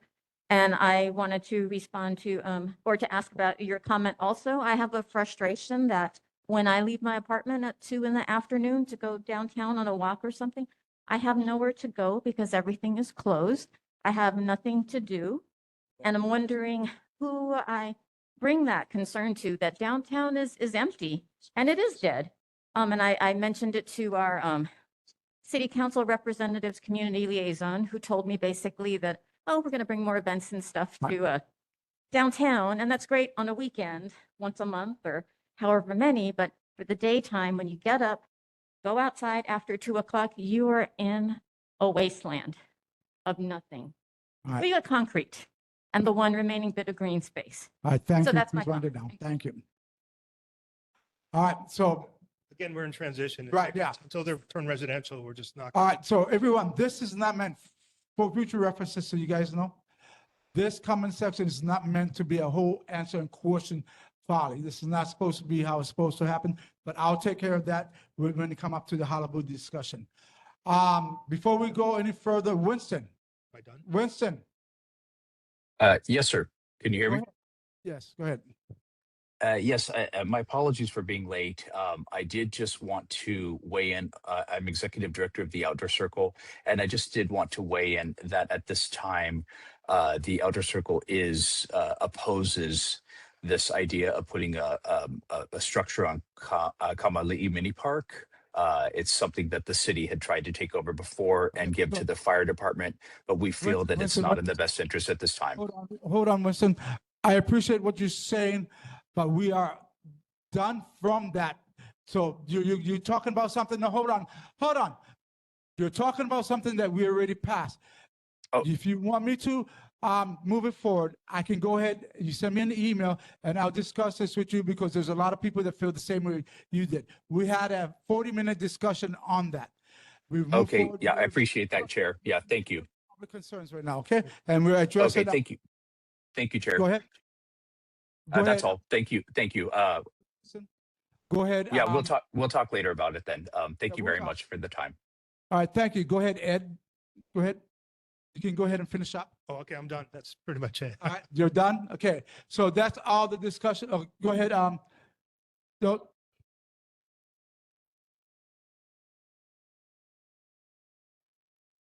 So no, so comment, we're not as, because they're gonna yell at me, that's why I yell at them. They're gonna yell that we as, board members cannot make cannot speak on, community concerns. We cannot. Yeah. Okay? Yeah, we're not supposed to. We're not supposed to. All right. So we're gonna end this right now. We're gonna move forward, everyone. Sorry about that. Next up, we're gonna go straight to public officials. And as we've always said, we'll start with who was first. So we're gonna start with Stephen Downs, the Governor Josh's Greens representative, please. Thank you.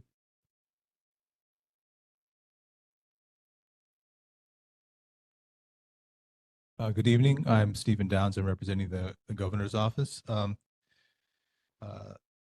Last month, there were two questions, one involving the governor's involvement in negotiation for the U.S. military leases. That was the first question. And the question was, what is the governor's position? Essentially, the governor, I'll give you a summary of the responses. And if you want the full responses, I'll leave copies here. They're also on the website, I understand. But to keep it, move things along, I'll summarize. The governor has made it clear that Hawaii must secure a deal that respects our people, land, and culture. To that end, the governor and the U.S. Secretary of the Army have reached a non-binding statement of principles on land use in areas of mutual benefit. This is a starting point for conversations about how land can be returned to Hawaii for cultural and community use, as well as cleaning up unexploded ordnance and protecting natural resources. The anticipation is that there will be, it's anticipated that there will be a memorandum of understanding by the end of this year, which would outline clear parameters for a fair land arrangement. The second question regarded time limits for condo association voting. There is not an active bill right now, and the governor, it would be impossible to speculate on what position the governor would take on such a bill before it has been fully vetted through a review process and is sitting on his desk. However, in the meantime, the public is encouraged to take up the issue with House and Senate members for a possible bill in the next session. So those are the summary of the answers, and I welcome any questions you have for the governor. So does anyone in our public here at the library have any questions for the governor's representative, Stephen Downs?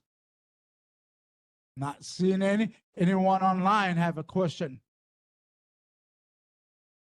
All right.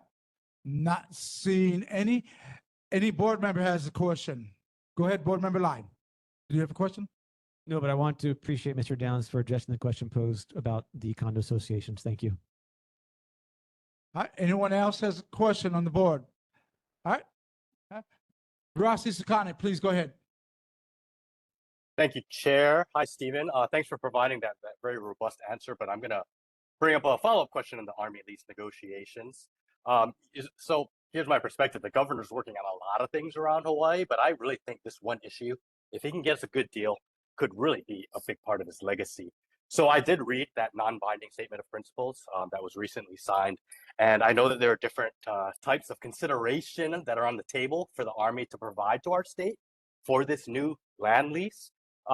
There are two things that have been discussed that I just want to point out really shouldn't even be part of the negotiations, and that's cleaning up the unexploded ordinances and protecting our water from their past mistakes. Just my opinion, these should be agreed upon conditions before we even sit down at the table.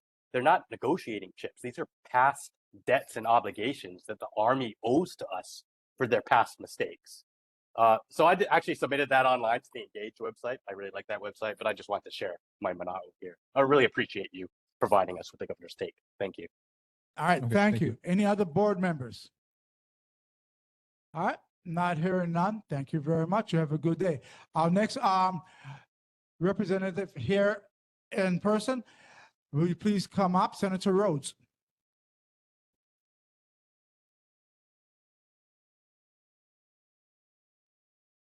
Good evening. Good evening again. Relatively quick report. We have, as most of you are probably aware, the state capitol has been being worked on for about 3 years now. I look out my office into a beautiful construction area, but there are other problems with the building. It hasn't been fully renovated since about 1995 when they removed all the asbestos. So $2 million in capital improvement program funds have been released for the planning stage of the after this part of the Capitol is fixed for the next part. The Hawaii State Judiciary is warning the public about a new scam in which callers pretend to be from the Hawaii Supreme Court Clerk's Office. The scammers tell the recipient they must report to the clerk's office immediately or pay a fee to avoid arrest. This is not true. These are fraudulent attempts to intimidate people into paying money they do not owe. The Hawaii State Judiciary does not call, email, or text to demand payment or personal information for court-related matters. Official notices from the court are sent by U.S. mail unless you contact the judiciary first. So just be aware. The COVID outbreak that we've had this summer is still going strong. So I highly recommend getting your COVID shots. The state is, the insurers in Hawaii are not following the new CDC regulations. So you can still get even if you're not in the groups that the CDC says needs to get them, you can still get them, which is actually the medical advice that all the big medical organizations are suggesting. And our insurance companies are still paying for them, at least partly because it's way cheaper to pay for a bunch of vaccines than to have even one person in the hospital for a week. So I encourage you to do that. Flu shots are also available. Flu has not flared up yet this year, but I did get mine yesterday because you do need to get it before it flares. That's it. Well, if you need to contact my office, 586-6130, 586-6130, and it's Sen Rhodes, SENRHOADS at capital with an o.hawaii.gov, and always happy to hear from you. All right, thank you. Anyone in our audience have any questions for Senator Rhodes? Anyone online has a question for Senator Rhodes? All right, I see none. Board members, any board members have a question for Senator Rhodes? Go ahead, Dan Mestis. Thanks, Chair. Senator Rhodes, where would I find the information about what's included in those infrastructure projects that were approved for the state capitol? I'd have to, it's all planning. I can send it to you. Let me just, is your contact information on the Honolulu? Yeah, I'll give you my card. Website? Okay. Yeah, I have my contact with me. Okay. Thanks. I'll send you what I've got, but it's planning money. So I think it's fairly sketchy at this point. All right, thank you. Board Member Isakani, please. Thank you, Chair. Aloha, Senator. I just want to say excellent job at the out-of-session legislative briefing with Congressman Case. I thought you did a great job facilitating that. That was really interesting. I wanted to follow up on something that you said during that, just to get some clarification. You mentioned that Hawaii is one of the fairly few blue states that actually gets more money back from the federal government than we pay in. And I was just curious, does that count the federal military spending for installations? Yes, definitely. In Hawaii? Okay. I just want to comment. I mean, I hear what you're saying. It's money in, money out. I think that's just a little, to me, it's a little misleading because, you know, for the sake of national security, we sacrifice a lot. So I don't think that should be counted because we all sacrifice a lot. I mean, it stimulates the economy, but I just think, you know, we certainly have taken our lumps with that arrangement as well. Just my opinion. Yeah, just a quick response is yes, I agree with you. You know, Kaho'olawe is still a mess, and I agree with the person who said that unfortunately the military has not been a very good neighbor in many respects with Red Hill and all the unexploded ordnance everywhere. So yes, I think that you sort of have to balance that off against the military spending. All right, thank you. Any other board members? All right, not hearing none. I just want to say one last quick thing, and you can send me the information. Is the state working with the federal government ever going to get that covered park over this H1? I'll try to find out what the status is. As far as I know, it's, with the change in administration, it's probably dead in the water, but I'll try to find out. All right, I appreciate that. You have a great day. Thank We'll you. see you back in November. Thank you very much. All right, and happy Halloween. Happy Halloween. Have a good night. All right, thank you. So next person that's in person, we have Will from from City Council Tyler DeSantis' office. Go ahead, Will. Hello, everyone. A couple of updates from questions from last month's meeting. Deborah, you had asked about the flood camera program. So far, it's just a resolution, so there are no concrete plans as to where those monitoring devices will be placed, but that information should be coming, I would say, in the next 6 months. Ron, you had asked about the Uber drivers on Hotel Street. So I was able to reach out to Uber's lobbyist here in Hawaii. He thinks that should no longer be an issue. If it is, let us know and I'll go back to him, but that should be resolved. I had a delightful tour of Chinatown with Chulan, where she pointed out a few things. The first was the location of the needle exchange van. I talked to a council member about it. He shares your concerns about the location, and he's definitely on board with starting a dialogue with HRC about finding a better spot. What else do we have here? Oh, the Dragon Seal in Kalike Mall. I reached out to DTS and they are coordinating with a contractor to replace it because it's in pretty bad shape. Obviously, we're happy about the BID. A lot of work to come still, but we should start seeing, enhanced services coming down the pipe in the next year. All right, first we'll start off with the public. Anyone has anything to say, Will? He is the representative for Council Member Tyler DeSantis. Yeah? Anyone? Hold on. Go ahead. Mr. Pyle. And Mr. Powell, can you make the questions direct, please? I will make it really quick because we've already covered the ground on one side of the issue of housing and where to locate it. The question I would have for Council Member Tyler DeSantis Tam would be, could he put some work into working with us on helping with those buildings that are empty? Because rather than just complaining that they're not using those buildings for this particular project, what about the fact that they're just empty and that's becoming a contagious and spreading problem? So, Mr. Powell, just not to take a side on that, but what the city is trying to say is the park is cities. So they're leasing it, right? Those buildings are not theirs, is what they're saying. That's what they're saying, okay? So that's why they didn't, but I understand you and I are on the same page. So you and I are on the same page, so don't worry. Go ahead. I would say council member shares those same concerns. Our office has pushed through some legislation to streamline commercial to residential conversions. That should help somewhat. And that's conversations we're very happy to keep having with you guys and try to move that issue forward. All right. Any other members in the public? Not hearing none. Any members in the public online? Not seeing any. Board members, let's start with Board Member Armstrong this time. Thank you, Chair. And this is for both you, Will, and the council person, and as well as our senator. And I wanted to wait until you came up to say this. The state had mentioned, I think, 20 locations for noise cameras. And one of them was on H3, which I wasn't aware was a residential area. But Chinatown Downtown got one. Vineyard at River Street, completely opposite of what we advised. And was wondering, is the council member, senator, doing anything in terms of redirecting their attention to make sure that our neighborhood has its noise concerns addressed with this technology? Yeah, that's a great question. We actually had a conversation about that just today. I was talking with Adrian Tam, he was one of the big proponents of this project.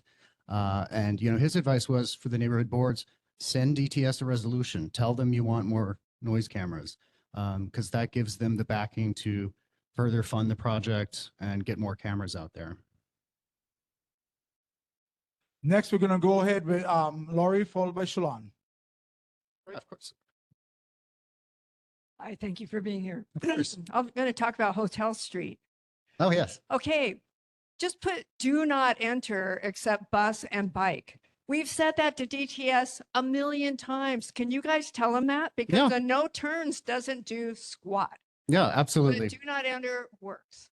And then the other thing, which will take a long lead time, is get the buses off of Hotel Street, give us our street back. It's cutting through our neighborhood and actually, I think, taking away outdoor space that could be used for a lot of amenities for people. With rail coming in, great timing. Let's start now. They're already cutting bus routes. I know that I've addressed this with the mayor and different people. Yeah. And it's like, there's a lot of money that comes with Hotel Street, but go pave a red lane on Veritania. You got one on King Street, and let's get them off of Hotel Street. Yeah, I understand. Yeah, if we could do that, it's a scar through our neighborhood. We could have outdoor restaurants. We could have outdoor tables. It could be great. All right, Yeah. thank you very much. It is unfortunately tricky because of the federal funding, but Yeah. we can deal with tricky. Yeah. All right, Shalon Sugar-Kwok, please. Thank you, Will. Number one, progress on the public toilet that Councilman is pushing. Number two, Hart Chinatown Station. We don't know when the next workshop is because we definitely need a ramp to get up to that station for seniors when electricity fails. Yeah. So we have requested extended bike ramp so that it can serve both purposes. The other thing that I wanted to ask you about was the same thing that Lori, the buses only on Hotel Street. Yeah, and but I do want to emphasize that I favor Hotel Street as a bus venue because it serves the poor people, the working class people, because they need the bus so that they didn't have to walk to King Street or Veritania Street with their grocery and their kids in tow. So Central for Hotel Street on buses is very critical to all the businesses. All right, please wind it down. Thank you. Thank you very much. Next. Armstrong, go ahead. Oh, you want to, go ahead. On the bathroom issue, that is a conversation I'll have to have with him and get back to you. What was the second one? I'm sorry. The bus. The bus. Oh, Hart Station. Yeah, so they are doing community design workshops, but I think we're probably a ways off right now. They're still doing them in Kalihi and so, but we'll definitely be letting everyone know when those are coming up. And the bus. And the bus, it's an ongoing conversation. Yeah. Okay, thank you. I think they wanted ramps with at the rail stations, things like that. We're going to be pushing for an escalator too. Yeah. Escalator would be nice because it doesn't reflect. Yeah. Yeah. All right. Anyone else on the board? Nope. Let's go ahead, board member Lai, please. Thank you, Chair. Will, I hope that you can faithfully relay to the council member the overwhelming presence of those who stood up tonight in opposition to the Kamali'i Park development. I'd like to hear from the council member a little bit more transparency about what's going on, next steps, how they will consider this, what actually was already agreed upon in the lease agreements or the negotiations that are going on that led to this. Because if it's still not a done deal, there's no evidence of that. It seems that everything is full steam ahead to execute this lease agreement, and those trees are going to be gone. Council member needs to realize that there are members of at least 3 condo towers which represent thousands of his constituents and voters. I hope he takes that under consideration. Yeah, Thank you. he knows this is a tough conversation. Parks in the urban core are precious, but we also need affordable housing. He's going to definitely want to facilitate those conversations, transparency, making sure the community is involved, and we could just move forward and work together on it. All right. Thank you. So Kevin, from my understanding, they're going to come to all the condos, yeah, and speak to all you condos separately. That's what they promised us. All right. Any other board members? Ross, That's it, please. that's it. Thank you, Chair. Just wanted to chime in on the Hotel Street debate here. I actually, sorry, Lori, I'm with Chula and I like buses on Hotel Street, but conversation for another day. Will, hello. Regarding the bus, I'm a big fan. I want to talk about the bus Route 20 elimination for the new W line. I was a little disappointed at the DTS info briefing last week. Council member didn't really speak very passionately on our behalf for all the local 20 riders along Beretania Street. And I'm just going to say, I mean, he's heard this. Losing Route 20 in the Everett direction is a big blow. Route 7 service is infrequent. It stops around Queen, despite what others have claimed. There are no lines serving the 20's key destinations along Beretania or Hotel. And just to focus on the airport, people have mentioned the 40, the 42, the 51, the 51. Those stops are on Nimitz. That's half a mile from the airport stop. And has anyone ever actually walked around that area at night? I feel safer walking around Chinatown near River Street than walking around that area. Thank you. So, I know they didn't get a vote on this. I just wanted to say, hopefully he'll have our backs in the future. Thank you. Thank you very much, Ross. Appreciate that. All right. Any other board members? Not? Will can All right. respond if he wants, Chair, but that's your decision. Ross, I'll definitely have a conversation with him about it. Thank you. Even in last month's meeting, we saw some pretty strong support for keeping 20, and I relayed that to him as well. So, thank you. All right. Thank you very much, Will. You have a good day. I've already sent my question to your boss. all right, sounds good. Thanks, guys. Thank you very much. All right. You have a good day. All right. Next up, we're going to go with Congressman Ed Case. Do you have a representative here? Congressman Ed Case. Not seeing anyone online. Thank you. Next up, before we hit up Mayor Rick Blangiardi's representative, Ian Sante, I'd like to just give a brief note. Yes, I know you're there. Just let me give a brief note, Ian. So just so we know, because I asked everybody to have their reports by a certain date. Well, little did I know, and Lloyd did apologize to me today. When we give questions to Ian, and every single board across gives questions to their mayor's representatives, those questions actually go to NCO. NCO then sends it out to the different departments, and they have to wait for those questions to come back. So Ian, I want to apologize. I didn't know that's how it worked. So go ahead and read the full report. No problem. Thank you, Chair. Good evening, Chair. Good evening, board members. Again, Ian Santee, Mayor's Rep, Emergency Services Department, Deputy Director. And again, Chair, I understand that we'll just summarize. Just to summarize some of the questions, and there was a carryover questions in regards to homelessness about CORE. And again, I still have oversight of CORE, so we're still in discussion with the city about extending the CORE service hours, as some of your speakers have asked, and we are working at trying to get more service to find the best time and efficiency for CORE. Just recapping the questions again, briefly again, crosswalk safety issue. The Department of Transportation is working in access in the Poly Highway and 4th Street near the Kukui area to add in additional safety measures and rectangular rapid flashing beacons. E-bike use enforcement, again, DTS works with HPD and ensuring that there is safety. Riding on the sidewalk is generally allowed unless specifically prohibited. E-bikes and bicycles can ride on sidewalks except in business districts such as downtown Honolulu. The safety on Hotel Street.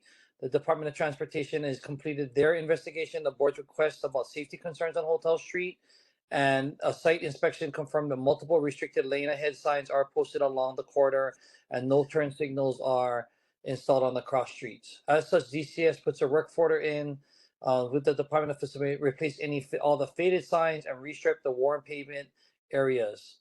Relocating the traffic light at the Smith and Hotel. DTS is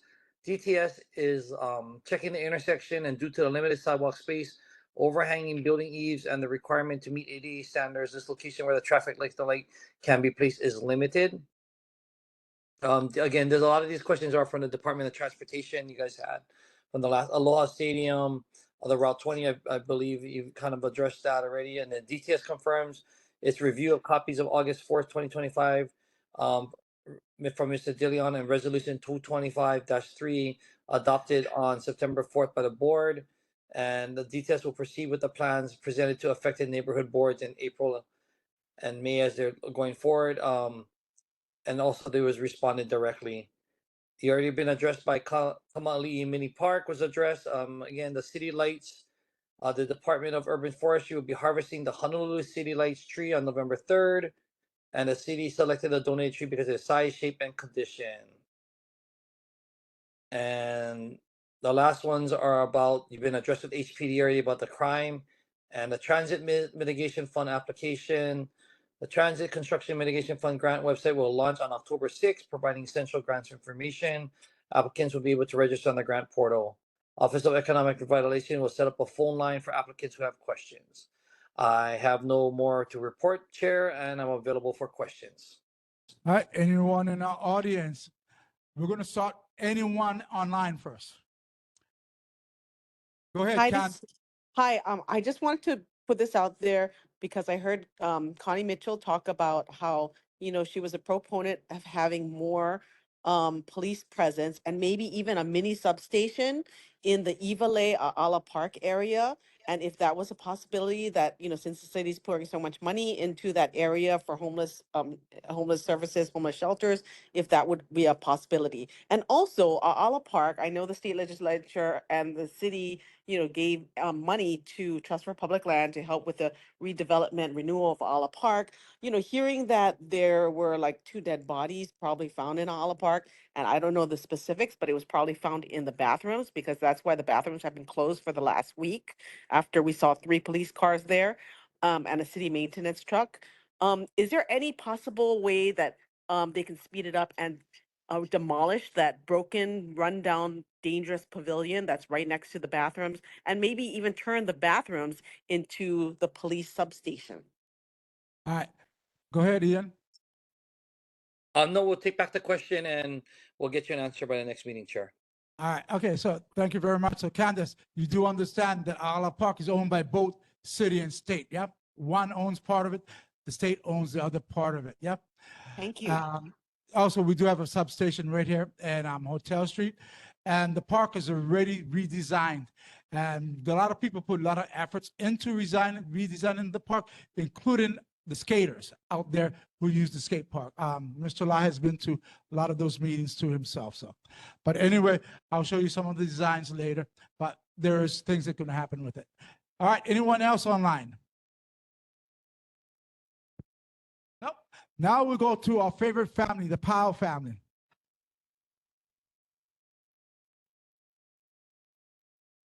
Hey, this is Doug Pyle of the Pyle family. So I have a question because I'm sure if you were hearing the talk earlier in the meeting, there's such community opposition to losing the trees in the Kamali'i Park. You mentioned very briefly in your report something about Kamali'i Park. I have this question. The question is, we have we actually do have people in our building where I live at Kukui Plaza, neighboring buildings. I think the Lions Club, through the chair even, have people willing to take care of that park. It's got broken pipes.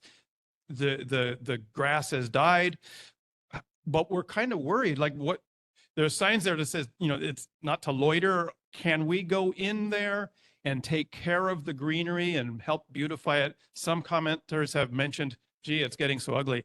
One might cynically wonder, is the city intentionally letting it, die out so that the building will seem more attractive? We hope that's not the case. I don't expect it's the case, but can you let us take care of it and get some support from the city to take care of the greenery? All right. I can take back the question. I do know other park areas do have a called an adopt a park, so we can definitely look into that for you at this time. Thank you. So Doug, the problem with getting greenery in there, none of the sprinklers work. And that's the problem. And our Lions are willing to do it, but we're not going to spend the money to put new sprinklers in if they're going to demolish it. Okay. All right. Thank you. All right. Anyone else? Go ahead, Ms. King.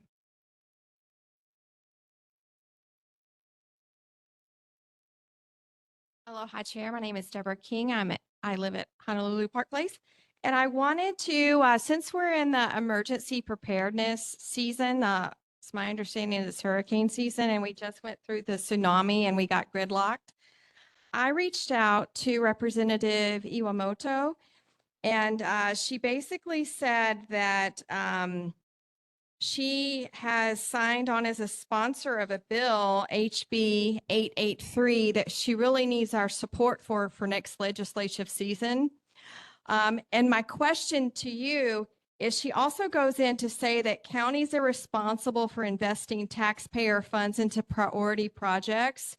So most of our infrastructure is not considered safe for a level 1 hurricane. However, we could go there in the aftermath. So what I want to know is, do we have any information out there of where we can go, and if you're going to invest in that infrastructure? Yeah, no, I can take that question back. On the Department of Emergency Management handles that, and we did do a recent brief with City Council about the last tsunami warning. So we can definitely get that information back to you by the next meeting. Okay, great. Can I do a follow-up? This is just for her. This is for hurricanes as well. Thank you. Yes, yes, for all related hurricane season and any of those other things. Yes. All right, any other members in the audience? All right, we'll go ahead and move to board. Any other board members? We're going to start off with Shalon, then move to Sean. Go ahead, board member Shalon Shubikwak. Thank you, Chair. And is there a possibility of putting stop sign on Smith and Pawahi? We have a lot of the accidents there. It's not good. Since you're talking- We'll get DTS to look into that. Smith, Pawahi. Okay. Traffic light. Yeah, thank you. All right, thank you, board member Sean Fitzsimmons. Hey, Ian, thanks for attending tonight. I'm sure you're aware, as everyone is, like the mayor's in the news, getting into a bit of an argument with Tyler Dos Santos about the rollout of the DPP. Tyler's criticism was that it's actually taking twice as long as it did before. What I was reading is that the mayor was alluding to software issues and a degree of difficulty, but I was wondering if you could provide some specifics as to why the DPP isn't as the revision is going as planned. Thanks. Oh, thank you for the question. We'll take it back. All right, any other board members? No? Okay, not hearing any. We'll go I'm ahead raising my hand, Chair. Where? Oh. Move him over that side so that I can see him. Go ahead, Rossi Sakani. Thank you, Chair. Hey, Ian. Regarding the eliminations of Route 20, I'm wearing my bus shirt because I'm very passionate about this.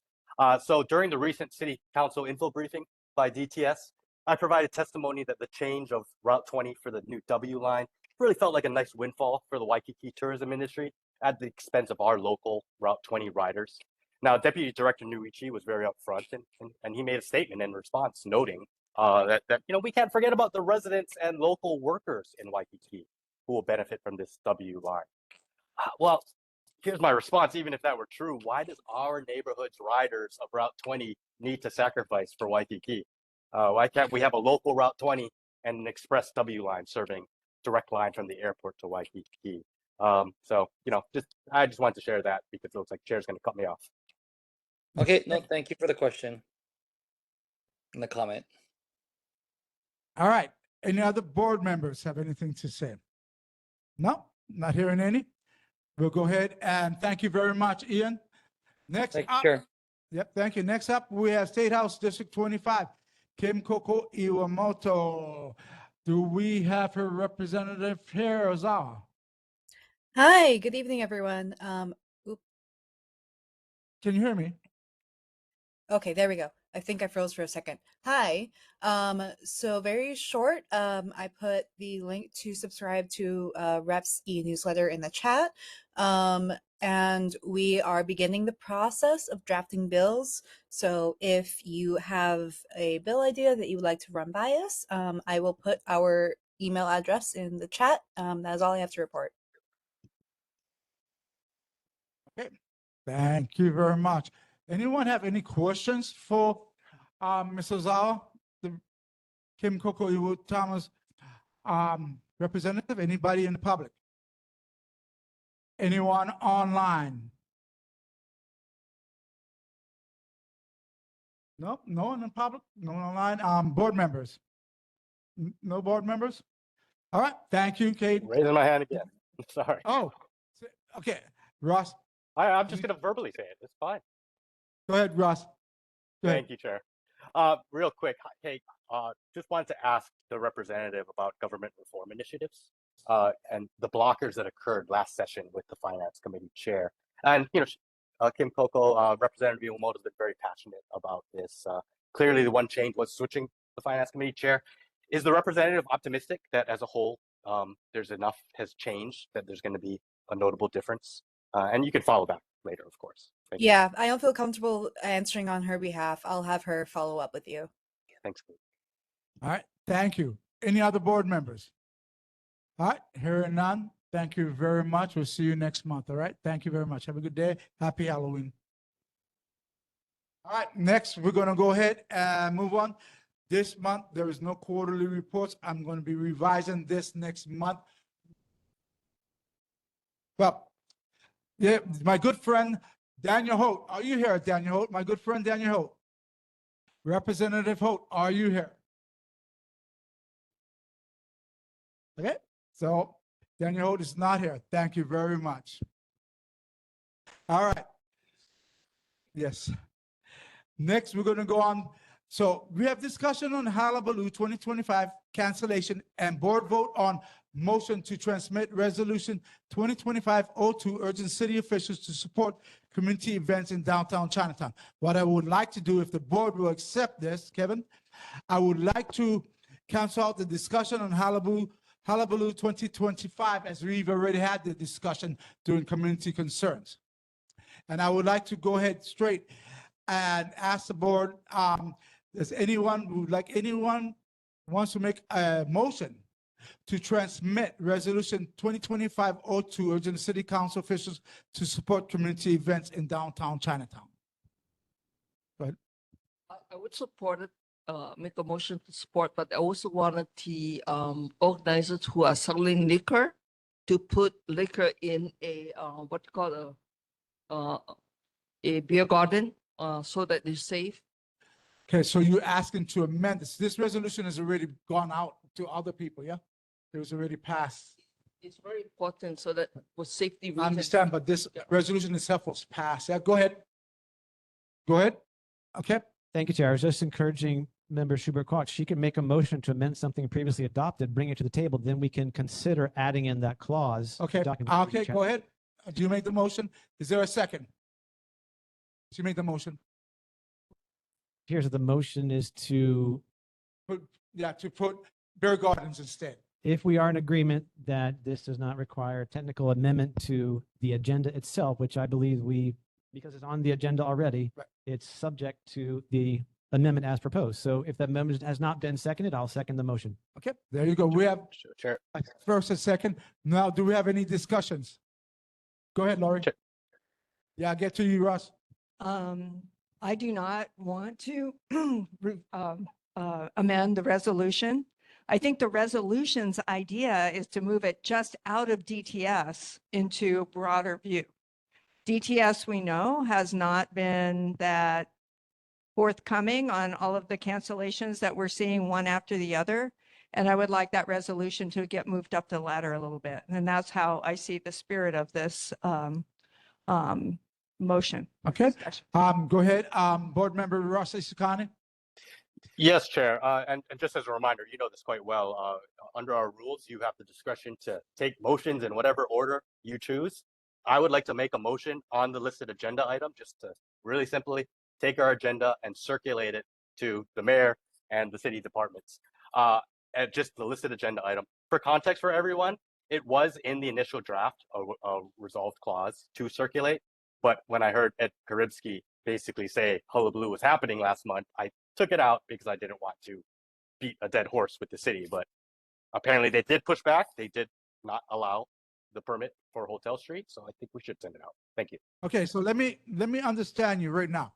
So you want to make a motion to go ahead with the original agenda, right? On top of the motion that's already been made by Shulan, correct? So we'd have to make it live, board member live. Board member live. Can someone make a motion on top of another motion, and we have to discuss that motion first, that if that goes first, right? Thank you, Chair. It appears that the motion to circulate Resolution 2025-02 as originally indicated is not subsequent to the motion that's on the table right now, which needs to be addressed and disposed of first, and then that motion can be entertained. Thank you. All right. Chair, Okay. Chair, point of order. Just What is point that? of order. According to the board rules that we adopted, you are technically allowed to take motions, call them for a vote in whatever order you please. Just So right pointing this- that out. So at this point, I'm going to respect Shulan's motion, and we're going to go with Shulan's motion. Any more discussion on it? If not, we're going to go to a vote. Discussion? Go ahead. Chair. You have 1 minute. Chair, the reason why DTS turned down several of the events is because they refused to have a beer garden, as you well know. So let's help, make these events happen by requiring a beer garden when you're selling liquor. So it will help rather than take away. So that's why I think the motion to include the beer garden is very important to get DTS approval. DTS does approve the street permit, nobody else. All right. Thank you. Board Member Lai. Thank you, Chair. If I could ask Member Schubert-Kwok to state as the added resolved clause of Resolution 205-02, so that we'll know on what we are voting. If you could just restate it as a resolved clause. I would support this resolution with the amendment of adding a beer garden to it so that they have a better success. But just amend that to add beer garden to street party with alcohol. All right. Go ahead, Board Member Lai. If I may, with the member's discretion, rephrase as the addition of a penultimate resolved clause to Resolution 225-02. Therefore, be it further resolved that Neighborhood Board 13 encourages the inclusion of beer gardens for any such approved street event. Alcohol involved street event. If that meets with her approval, I'd like to propose that as the amendment. Thank you. So that is the amendment. Any more discussion on this? All right. Not hearing any. We're going to go to a roll call. All right. Do a roll call, please. Kate Armstrong, Because of the lack of clarity on this amendment, I vote no. Fitzsimmons, No. Isokane, No. Lai, Aye. McCarney, No. Mestis, No. Schubert-Kwok, Shintani, No. Chair. No. Mm. 2 ayes, 7 no, 0 abstentions. The motion is not adopted. All right. So now we'll go back to the original motion. We have a motion on the table to move Resolution 2025-02, urging the city officials to support community events in downtown Chinatown. Do we have a motion? I move. All right. We got a move. Do we have a second? I second. We have a second. Do we have any discussions? Go ahead, Board Member Lai. Thank you, Chair. Just briefly, I'm just confused. Was this not one of the resolved clauses in the original motion? What is changing here? This we're back to the original that you guys lost. No. The original motion adopted in months prior. I thought that the author of the resolution had included in that clause for distribution. Am I misrecalling that? Go ahead, Board Member Rossi Sakani. Yes, thank you, Chair. We adopted this resolution last month in the draft that was in the Google Drive in September last month. There was no resolved clause to distribute it to the mayor and the city departments. Thank you for the question. All right. Any other discussions? All right. Not hearing any. We're going to go to. Just a Go ahead. point of question. So this reinserts the distribution. Right. Okay. To this route. Okay. Go ahead. Chair, may I? Go ahead, Lai. Go ahead, Isokane.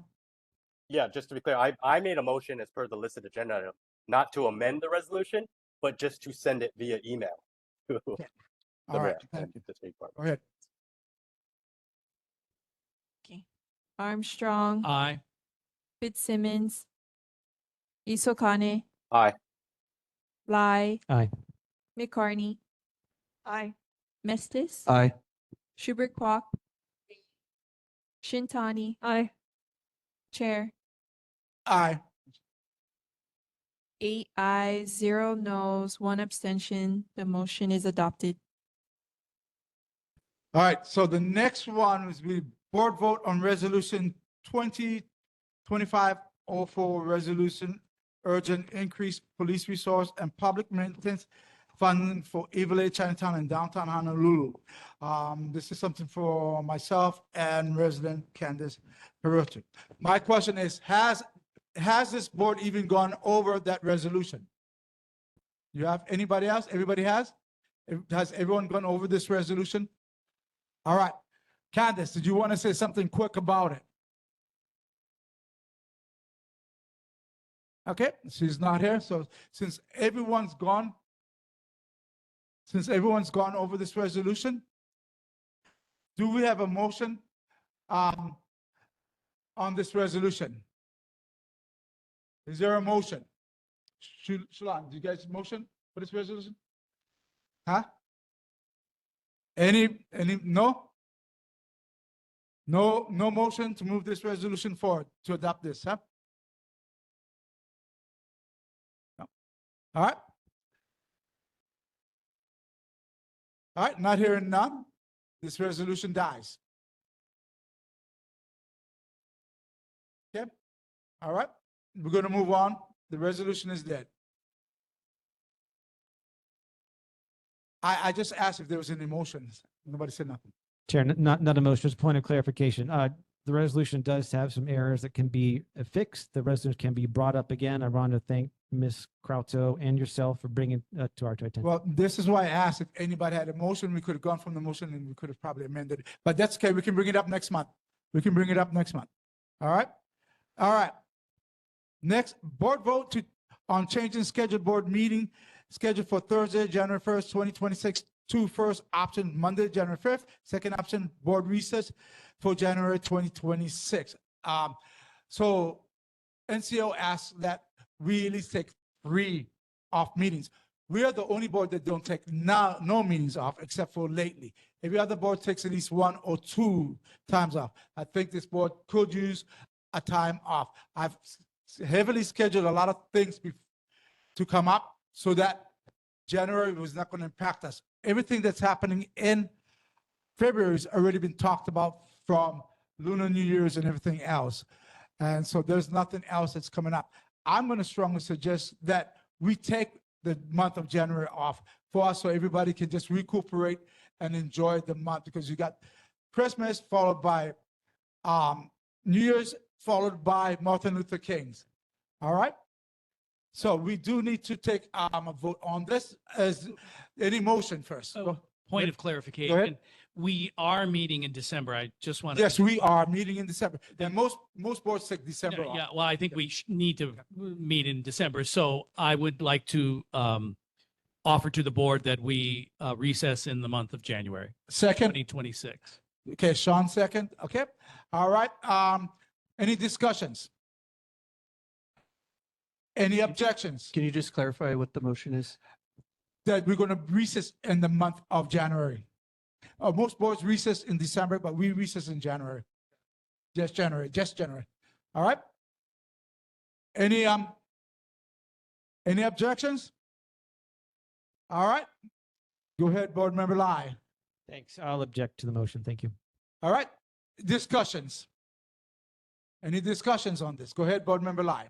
Thank you, Chair. I just think that there may be some things that come up during December. We're meeting early in December.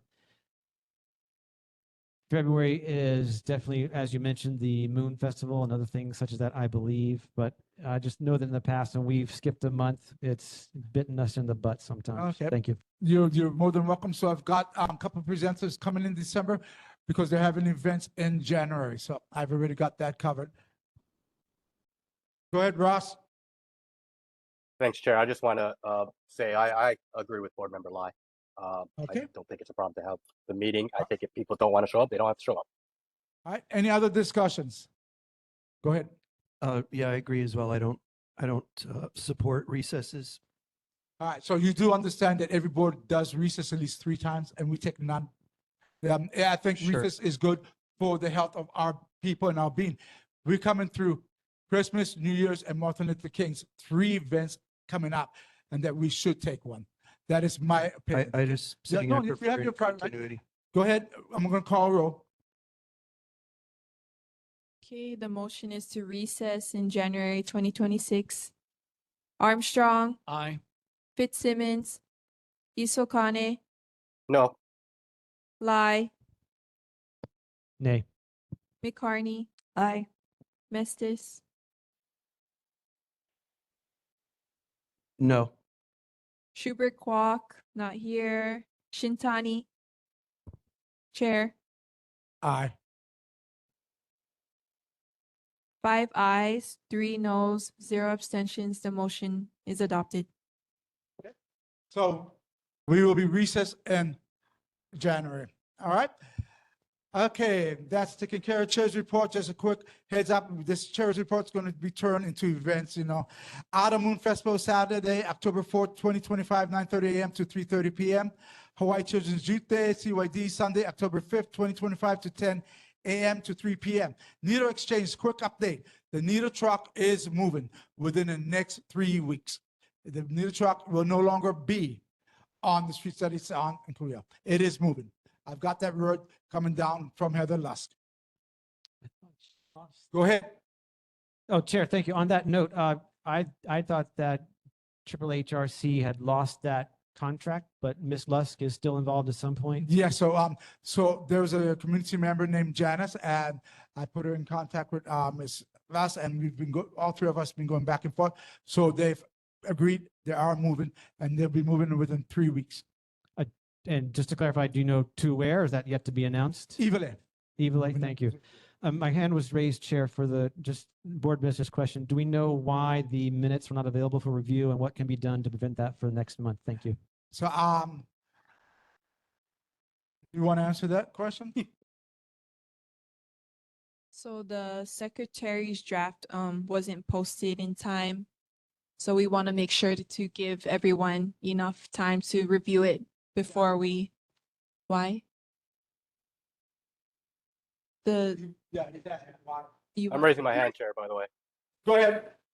Board member, Scott. And I have a question too. I was, Chair. I was, Go out, ahead. oh, do I have the floor? I was out of town last week, so didn't get to it this week.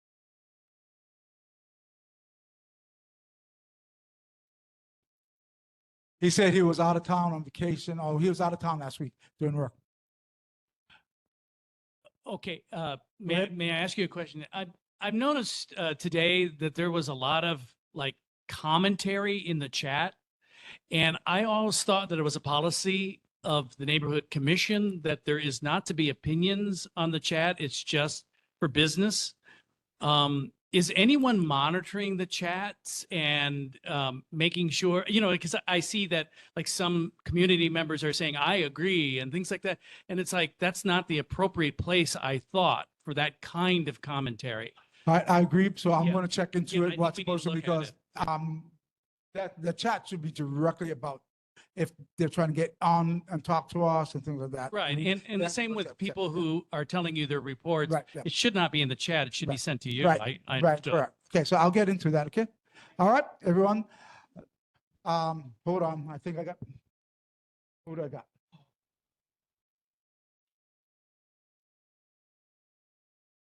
Okay, Jan, I'm going to give you one quick question because we're getting ready to adjourn. Okay, I'm gonna address what was said about the chat. So this is my first time attending. So there is no preliminary ground rules or expectations for attendees who have not attended. So I apologize. You're fine, You Jan. could have put it, No you could have apology. written out in the chat beforehand the ground rules if that's the case. And I also have feedback. Do you provide the agenda beforehand for those members who attend from the public to let us know how long these meetings are? to allot time for attendance? So yeah, you can, we meet the first Thursdays of every month. The agenda goes out 7 days before the meeting itself. So agenda goes out to the public. If you want to be mailed or you want an email sent to you, then go to the NCO website and register, and they'll go ahead and send it to you automatically, okay? Can someone put that website in the chat? Because I don't know what. Yeah, so the NA assistant who controls it will, okay? All Okay, right. thanks. And then what, again, also to address what he said, who does attend, who's the producer of this meeting? Who monitors the chat? That's the NA assistant sitting next to me. Okay, so she wasn't watching the chat then. Okay, so we don't want to put no blame on nobody or say anything, no, be negative. I do apologize. Okay. And thank you very much for joining us today. I appreciate it. I hope to see you next month. Okay? Thank you. You have a good day. So before we leave, I think we have announcements. The next Downtown Chinatown Neighborhood Board number 13 regular meeting is scheduled for Thursday, November 6, 2025 at 6 p.m. at Kaliu Kalani Middle School and virtually via WebEx. Rebroadcasts of Downtown Chinatown Neighborhood Board number 13 meetings are scheduled on Alelo Channel 49 every third Thursdays at 9 o'clock p.m. as well as 9 o'clock a.m. on the fourth Saturdays of each month. An archive of the past meetings may be found on http://olelo.org/olelo.net by searching on downtown. Just put downtown, don't put Chinatown. You guys have a good day. This meeting is adjourned. It is now 8:56.